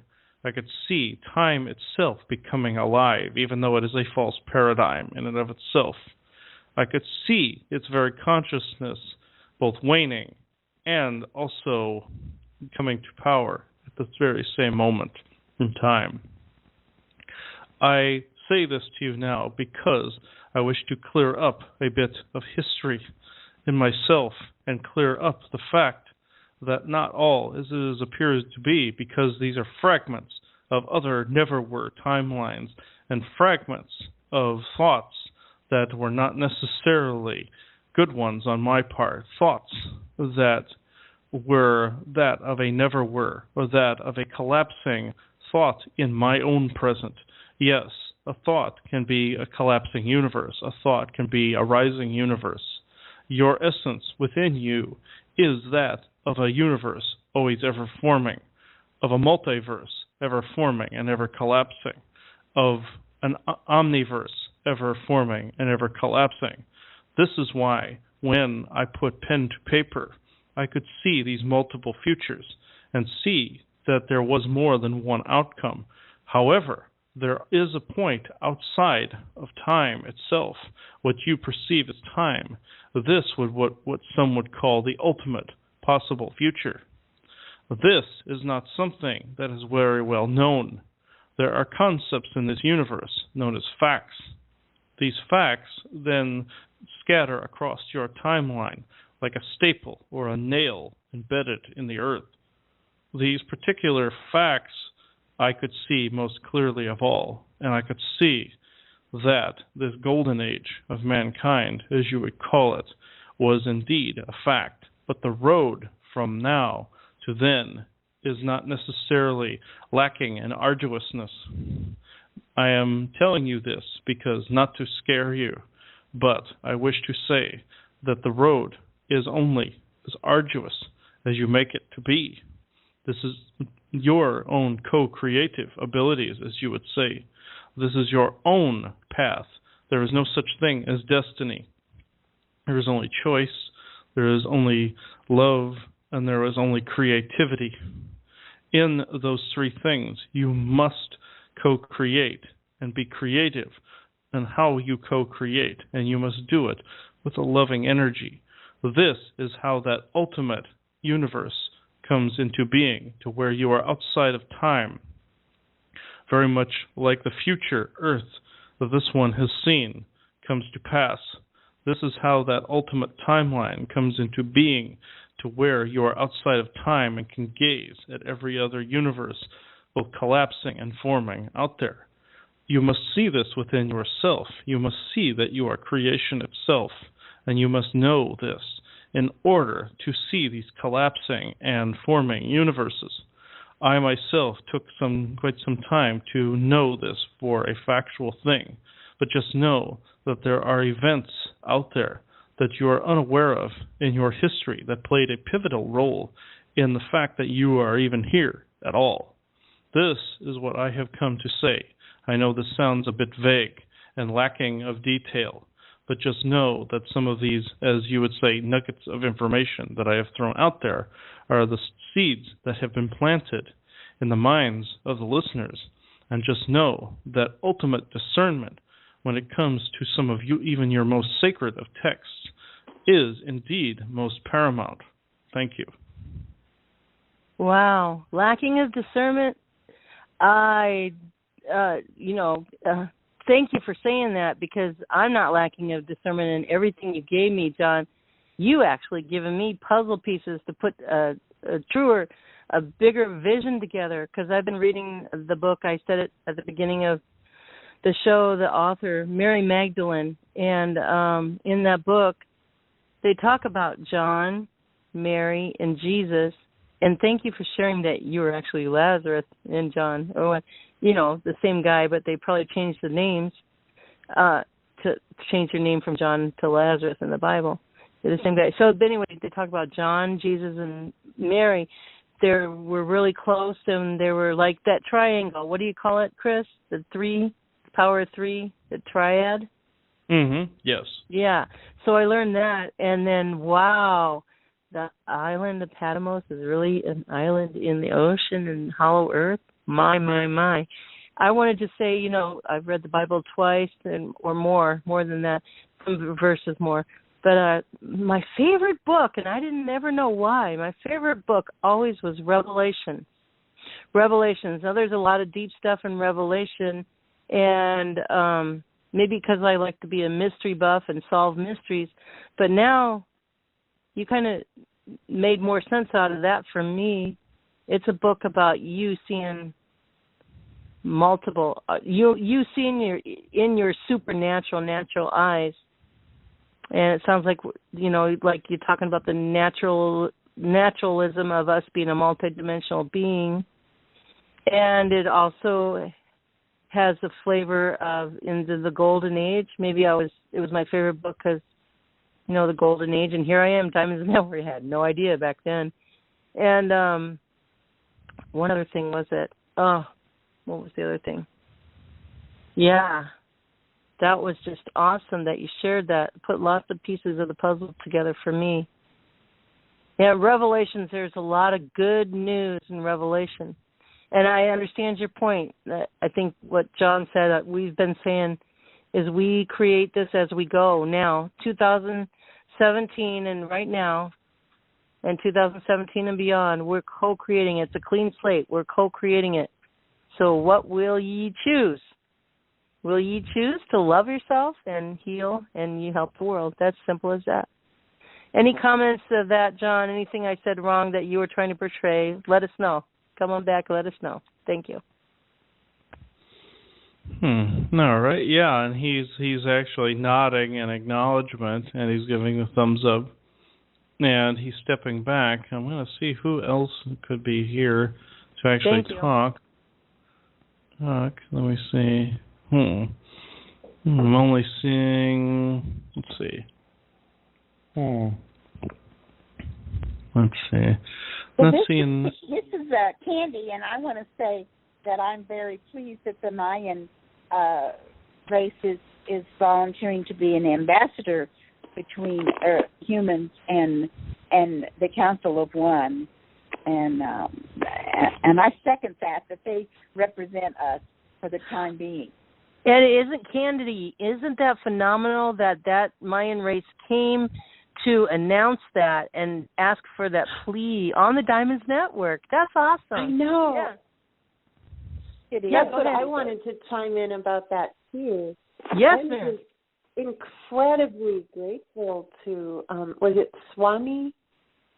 Oh, it's Chu-wan-da.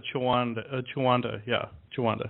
Chu-wan-da for coming and telling, bearing these good tidings, and I feel like it's just he represents the divine masculine, just coming in to support us.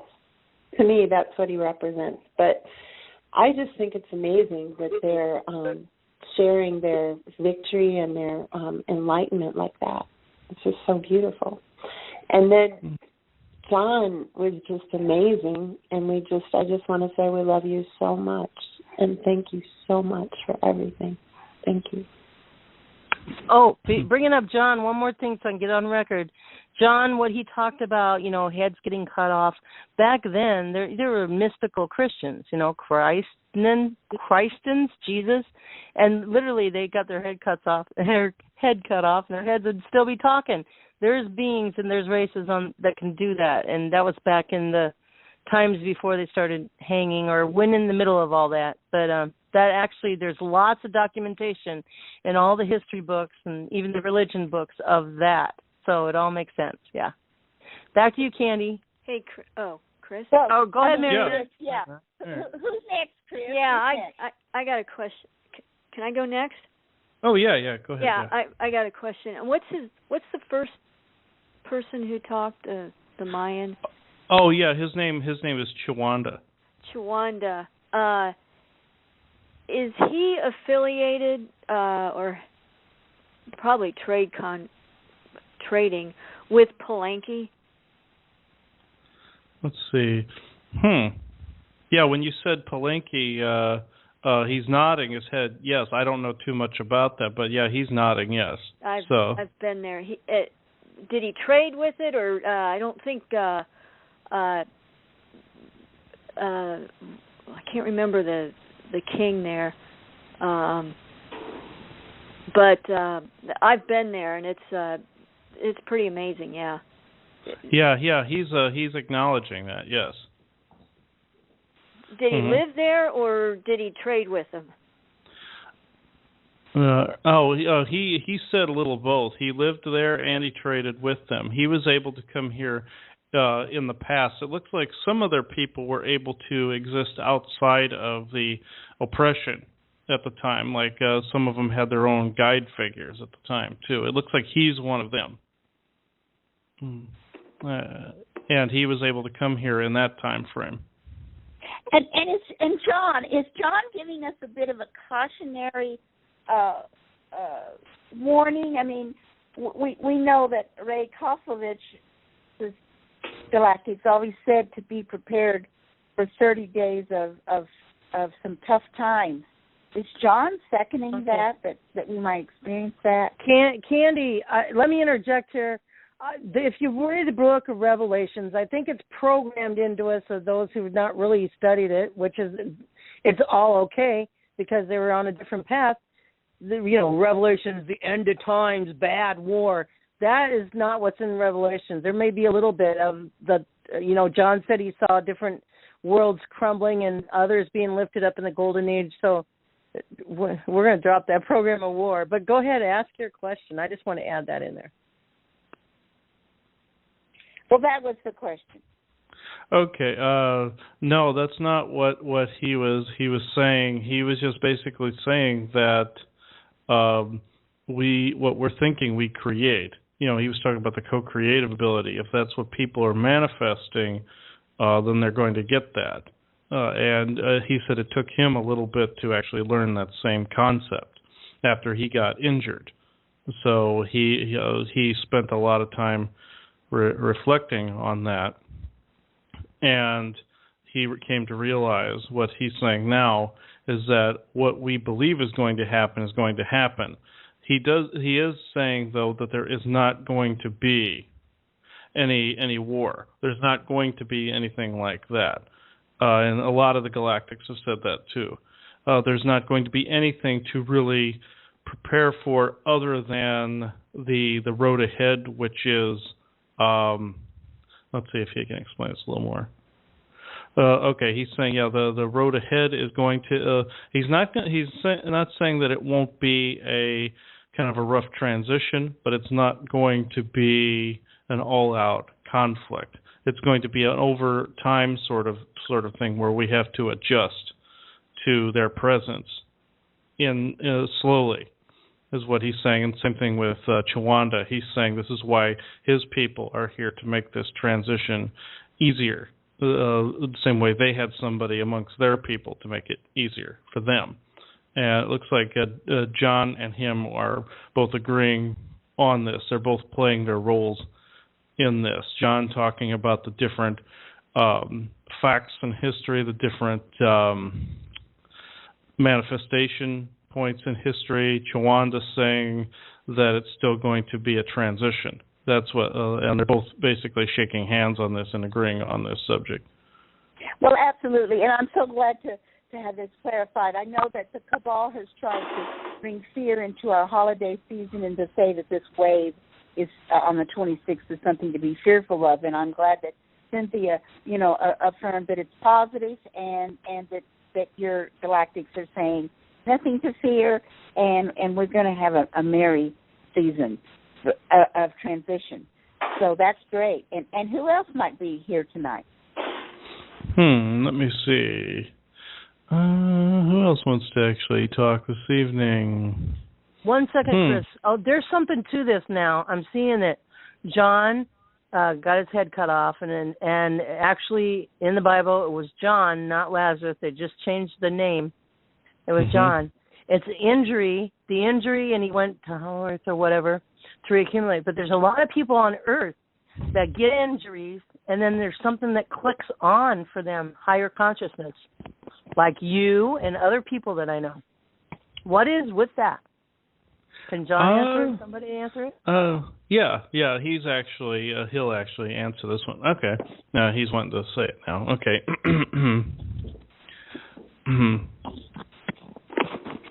Yes, dear ones. In the process of, say, being injured in something horrific, for instance, or something that is most life-threatening, most humans would call this facing your own mortality. Yes, there is a truth to this, but in that time frame where one does face their own mortality, they see that they are most connected to the divine. Say someone has a near-death experience and goes to what you know of as the spirit world. Then you are connected and feel that you are connected more to Source.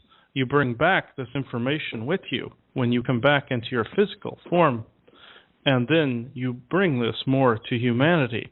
This makes you more enlightened. This wakes up more abilities within you because that spark that is the creator, him or herself, is more awakened. When the soul re-enters and comes back, that spark is ignited, and as you say, an epiphany comes to pass. This is why people that come back from the other side awaken with these particular abilities. This was no different from myself in that particular time frame. I was a very different person prior to my particular injury, a very different person on the face of your world, which I will not get into because I am no longer that individual. When this took place, that epiphany took place within myself.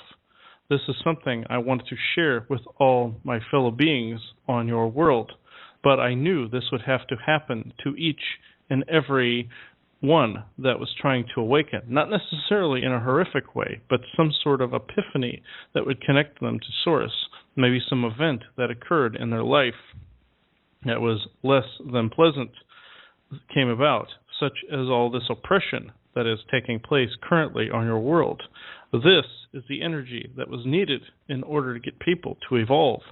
This is why people encounter this much stress head on, have an epiphany after the stress has alleviated. This was what the purpose of the dark energy was all along. But, as what was stated in earlier shows, that became out of control fairly quickly. I will not go into that lengthy history, but suffice it to say that the energy that you know of as injury actually has its most beneficial points, whether it is psychologically or physically. This is something, as I said, that I figured out myself and passed this on to my fellow beings there afterwards. Thank you. Wow. And now I see in just my own life, I didn't have any injuries like that and get awakened, but must have been craving to be awakened at least for 30, 35 years, because I didn't have the injuries, but I drew to books. Like for one book, it was Life After Death by Betty Jean Eady, Life After Death. She had a life after death experience. And then, what's his name? Some Christian man, he went to heaven just praying, and he went up to heaven and then had an experience. Those two things I listened to, I read 10 times at least, because I knew unconsciously I wasn't going to have an injury experience, but I craved awakening, I guess is the root of it. Like 30 years ago, we were being prepared for awakening 30, 35, 40 years ago, you guys, unconsciously, subconsciously. Wow. Thank you for sharing that, John. Mm-hmm. Who else? Yeah, let's see. Yeah. Who else? Who else would like to give us a Christmas message, a Christed message? It doesn't have to be on that subject. But I'm sorry, I interrupted you, Chris. Were you going to say something, a comment? Yes. So the one that is actually here right now, at not only my request but Joanna's request here, is Joyous. And he's actually here, and let's see what he wants to say. He's sitting down right now, and let's see here. What's he dressed in? What's he look like? Hi, Joyous. We're going to get a lowdown on you. He's made himself look like the character from The Wind in the Willows with the top coat and everything. And because that's why he's reaffirming what he said in one of his very first channelings he ever did on the show. Was they said they're the ones of story time for children. That's why you see frog people come through in like storybooks. So yeah, he's just reaffirming story time that. From Joyous on Diamond Network. Come on, bring it on, my brother. Okay, let's see what he wants to say here. Yes, joyful ones, this is Joyous. All of you, dear joyful ones, know that your lives in this respect and in this time have the most meaning. Not that they didn't before, but this time, more so than any other time in your history, is that of a, as you would say, miracle in and of itself. All things must come to, as you say, their proverbial head. All things must come to some kind of epiphany, as John would say.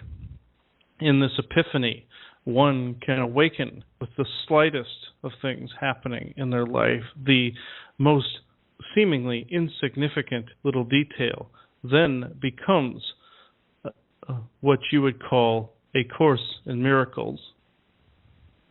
This particular Course in Miracles relates to a story that I am about to tell in parable or fable, but can apply to all people everywhere. Say you have some of the most, as you would say, downtrodden people. Say these people one day are walking through the streets of their village or their town or wherever they happen to find themselves, and they see suddenly the town or the city or anywhere around them, suddenly that of a brighter nature. Say there are people that were once on the bad timeline, as some would call it, and say this particular set of people suddenly decided one day they were not going to ever be on that bad timeline again. They decided to walk the streets of their village and see it for the beauty that it was, and see that it actually holds merit in their life in a completely different fashion than it ever did before. This particular miracle in and of itself is one that I and several other galactics, as you would call us, thought was an impossibility. I am talking about the switching of timelines from third density to fifth density. This is something normally in the past there was not a choice of, except from your spirit world itself. This particular concept that we now call timeline jumping is this. Say you have someone who has a set of plans or set of signs that attribute them to the third density timeline. And this particular third density timeline and this person they're in were supposed to be, say, a rub in someone's life.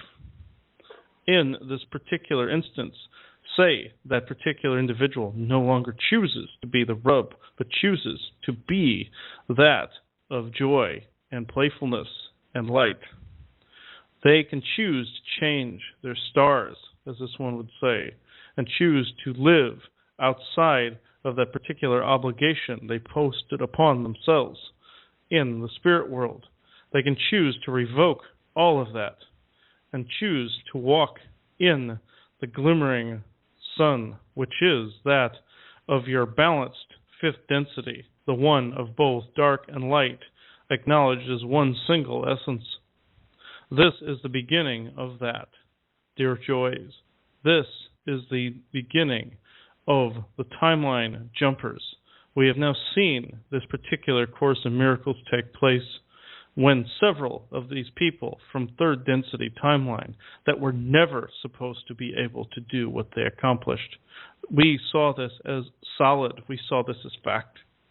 Now we know what we knew as facts, dear joyful ones, that this particular concept we thought was so factual and so rock solid, as you would say, is no longer a fact. It is as malleable as water or as flexible as wind and air. It is no longer a fact that one person must remain on one timeline and one must remain on another. This is not as factual as we thought it was. We observed this concept. We were hoping that it was true. This gave rise to us knowing that it was true, not only because we did that we saw it ourselves, but we knew that humanity would be the particular race of choice that would accomplish what our forebears never could. This is what we came to say this evening. This is what I, Joyous of Ligarius, have come to say this evening. Other than that, this particular, as you call it, holiday season, just know that this particular, as you say, solstice is a special one in the fact that it is the very first solstice that has ever seen that of the timeline jumpers. Thank you. Oh, my. Thank you. So astounding. Thank you. The whole world needs to hear everything tonight. You can hear it all world. Just listen in. Now, Chris, this just got downloaded, a fax from heaven to me. I want to make sure. That makes me feel like I don't have a lot of faith, but I want to just make sure something. It's a dear friend that we've had as a guest on the Diamonds Network. Anyway, let me just see if I can call the Palladian observation ship that Julian Wells is on. Could I talk to somebody that's on that ship that would be able to answer me some questions? I'm requesting the Palladian observation ship that Julian Wells bilocates to come in. That would be one of two vessels I found out. One is I don't know the name of, and the other one is known as the Phoenix. That's the one that Commander Hatan captains. And that's also where Simeon, my guide, hangs out. So the one that Julian Wells bilocates to, whether it's both of them, if it's both of them. I believe it's both of them because this seems to be both of them. So just read my mind now, and you know my questions. Which one would be the best to come and galactalize with us? All right, this is okay. Okay, I thought so. I thought this was who was going to talk. This is actually Simeon that's answering this question. And Hi. Yeah, go ahead. Let's see.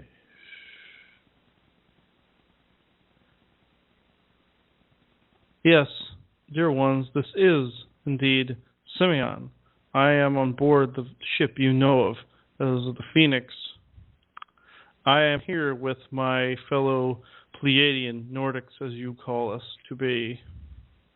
This particular question that you have asked of us, the Pleiadian collective, about the dear Julian Wells. I am shielding this one, my dear friend, from the ailments that plague dear Julian. This is an unfortunate thing that has happened to him. But I will say this. This is his lesson in, as you would say, protection. We did instruct him in these particular ways. This is not something that I will get into in great length.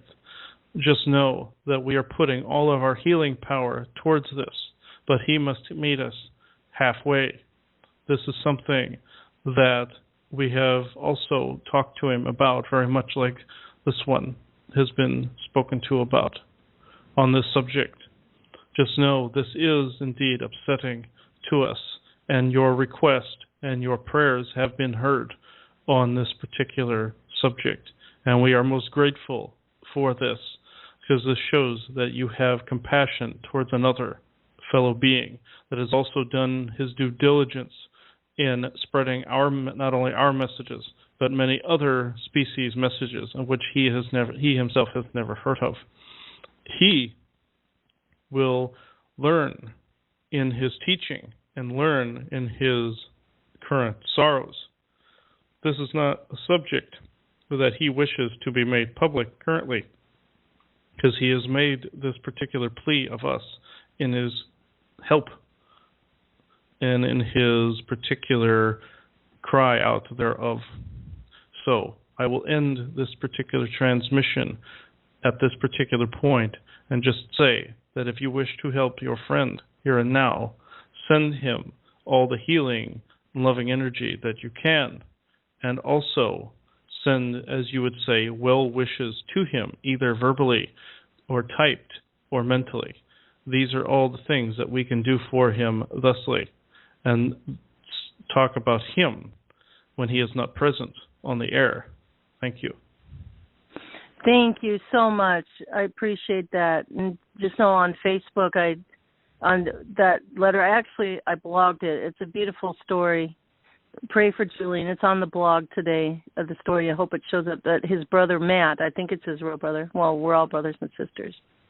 But on that, I did, for us, representing Diamonds Network, I wrote out the law of one and set things at the highest good of all and for all. Julian, we love you, Julian Wells. You're such a beautiful, beautiful soul. We just give you a big heartfelt hug of love that conquers all. Everything that you're struggling with, we just love you, love you, love you, and just allow and surrender, and we just give you the power of love in anywhere and anything that you need, you're asking for strength. We love you. Thank you. Oh, wow.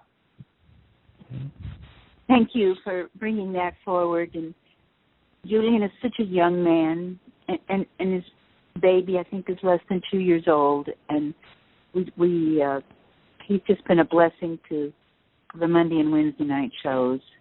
And as he struggles there in the hospital, and sets an example for us all. And I've been sending him energy, and will continue to send him more positive energy. And miracles abound. Thank you, Candy. All right, Chris, is there anybody else, anything you want to say? And then we'll take questions, comments from people listening. I'm going to see if there's any more galactics here that want to talk. No, it doesn't look like they want to say anything. They're just actually observing at the moment.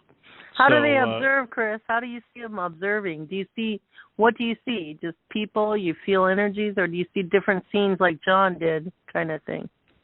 Well, I actually see their faces because they're bilocating to me, and I can see their bilocated essence looking at me from either a distance or right up close to me. It depends on where they're kind of zooming in towards. Like I can see Chu-wan-da, above me a little bit and looking down from. I think he's looking down from a spaceship, but he is actually bilocating. I can actually see him slightly up and above here, and I see John John kind of looks at times like I'll see a solid person. Sometimes I'll see like a face looking at me through a rift. That's kind of, I'm seeing both with him. I'm seeing several other beings that want to observe me, but with Joyous, I see both a bilocated self. That it looks like he's almost physically standing here, but transparent, and I can see a version of him in my head. That you can see. When your eyes shut, you can see his face, and all the rest of the galactics that are around me, I kind of see them as transparent beings standing around. Well, so when your third eye is on, when your eyes are open, you can see like people, like TV stations turned on all around, and when your eyes are closed, you see kind of the same thing but different aspect, something like that. Yeah, when my both eyes are closed, open and eyes closed. Yeah, when my eyes are open, I can see transparent people standing around, but when my eyes are shut, sometimes I'll just see a face or a glimpse or an image of them. If it's like staring across a pond or a chasm or something when they're speaking through me. So are these faces really close up or different? Is it just like I'm just trying to get ready. Everybody else is too. So it's pretty cool, isn't it? Huh? You can see many multidimensional things. Eyes open, eyes closed. Huh? Oh yeah. You can sometimes it's different faces, like you see fading in and out. It just depends on what wavelength they're on and where they're bilocating from. You can see them at different. Yeah. So when you're walking around during the day, when your eyes are opened, apparently, when you're walking around, do you see things like that too, or is it just different times of the day, or is it all day long, or what? Well, I do see things walking around the house, like this property has a lot of gnomes, so I see them walking around the property periodically. They just look. You just see little people. They're just transparent. And the dragons are always around too, where I see them as transparent as well.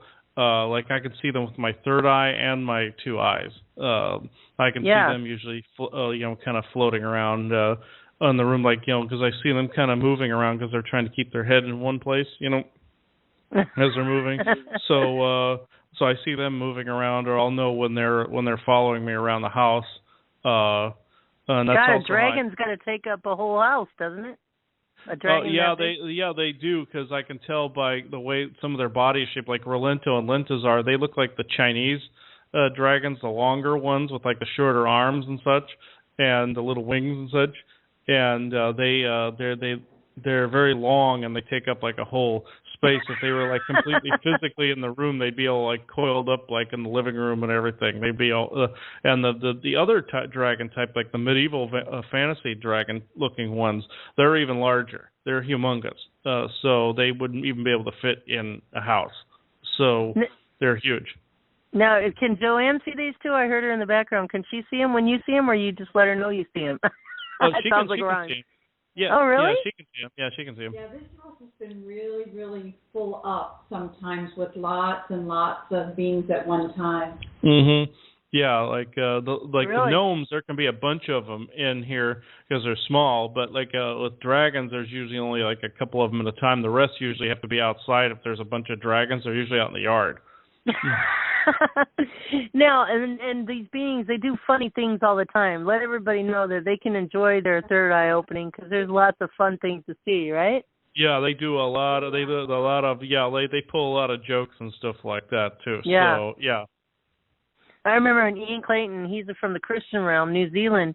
He said he would say in the preaching. He says, "I can see the angels, as I'm preaching, and he can see his other multidimensional self and experience his other multidimensional self in another place. At the same time, he's preaching at the altar.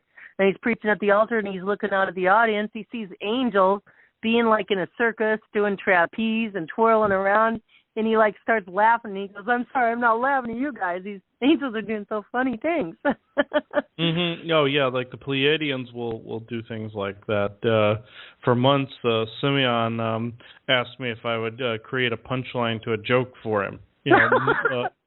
Really? Yeah, for many months he did that. He was trying to get me to laugh. Just he figured if I created one, I would start laughing. Thinking about it. More. Okay. Yes. That's clever. That's so clever, Simeon. You got it. I'm going to take that one and run. That's a good one.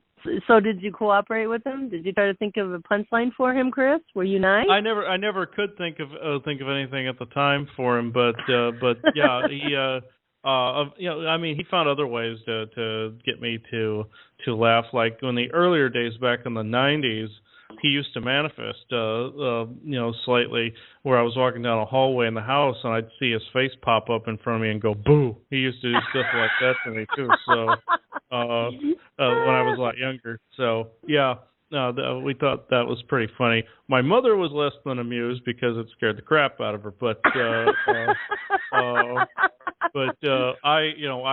mean, I was spooked too. But then I realized who it was, and then I really wasn't. But.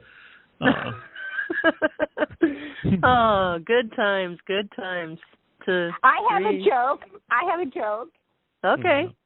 The psychic went shopping and wanted a jacket, and the sales clerk pulled his jacket out, and the psychic said, "Oh, that's too small for me," and he said, "Why? You haven't even tried it on." And the guy replied, "Oh, I am a medium."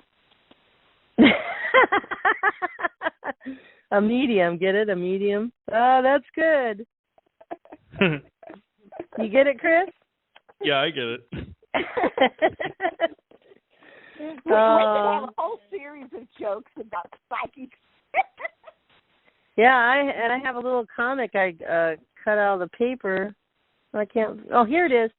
While we're doing this, I'll just read it really quick. I thought that was cute, and it kind of reminded me of the Galactics and Diamonds Network and Chris. And so in the comics in the Sunday paper, it's a picture, a black and white picture of the sky with some planets and stars, lots of stars, and then there's two big stars up close, highlighted with great big noses. They're funny. And they're talking to each other. And it says, humans are not logical, quote, unquote. A 5-star rating is very unimpressive when you consider how many billion of us there are out there. Yeah, that's funny, kind of. Anyway. Did you like that, Galactics? It had been a Galactic that made that joke up and put it in the Sunday comic strip paper. Anyway, that's awesome. Okay, you guys, the room is open. Anybody wants to share or comment or have a question for anybody? *6. Now is your time. Or any of you guys from moderating Diamonds Network. Anybody? There's people listening actually all night. Check out these numbers. 6 in the moderator and 13 in the audience. Good numbers, huh? Mm-hmm. Absolutely. And we talked about Christ consciousness. I think it's wonderful that they shared that, how special this winter solstice is going to be, and explain to us a little bit more about the timeline shifting. Absolutely, and if anybody's missed the very beginning of the call, I brought some profound stuff for us now, too, to get ready. And if you heard me at the beginning, I'm going to become a recluse for the next 4 or 5 days because I really can feel that, and I want to honor it. And that is our main mission, you guys. Waking up. And what is waking up? Loving ourselves. And what is loving ourselves?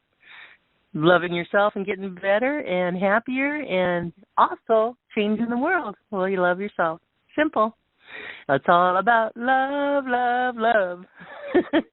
Take it away, Candy. Come on, Chris, sing it. So if nobody has any questions or comments, go ahead, Candy. Well, do remember, Chris is going to be on my show Wednesday night, the 21st. the solstice day, and he's going to talk about Pringle. Ooh, Bye. I'll be in my room, but I'm gonna be on and listening.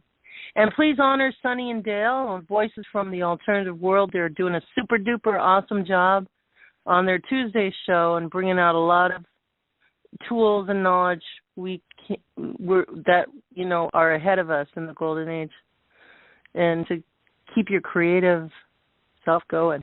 Yoo-hoo! All right. Anybody have anything else before we stop the show for tonight? Any of you guys, any galactics, anybody? It's a free-for-all. Go! Star 6, anybody? And so, nobody wants to be on. No questions? Okay. Then we just wish everybody a Merry Christmas, and we'll be back before the New Year. And anything you want to say, Chris? No, I think it was pretty much covered this evening. Oh, that's beautiful. And do you want me to send you the link, or can you get the link yourself and upload it to the Diamonds? Or do you want me to send it to you? You can send it to me if you want, then I can do it. Okay, and I'll let you title it, okay? Okay. And thank you so much, everybody. Everybody in every time, space, and dimension. We love you all. We love you, Chris. And we're glad you're protecting yourself. Yeah, thank you. Love you all, too. Good night, everybody. Good night.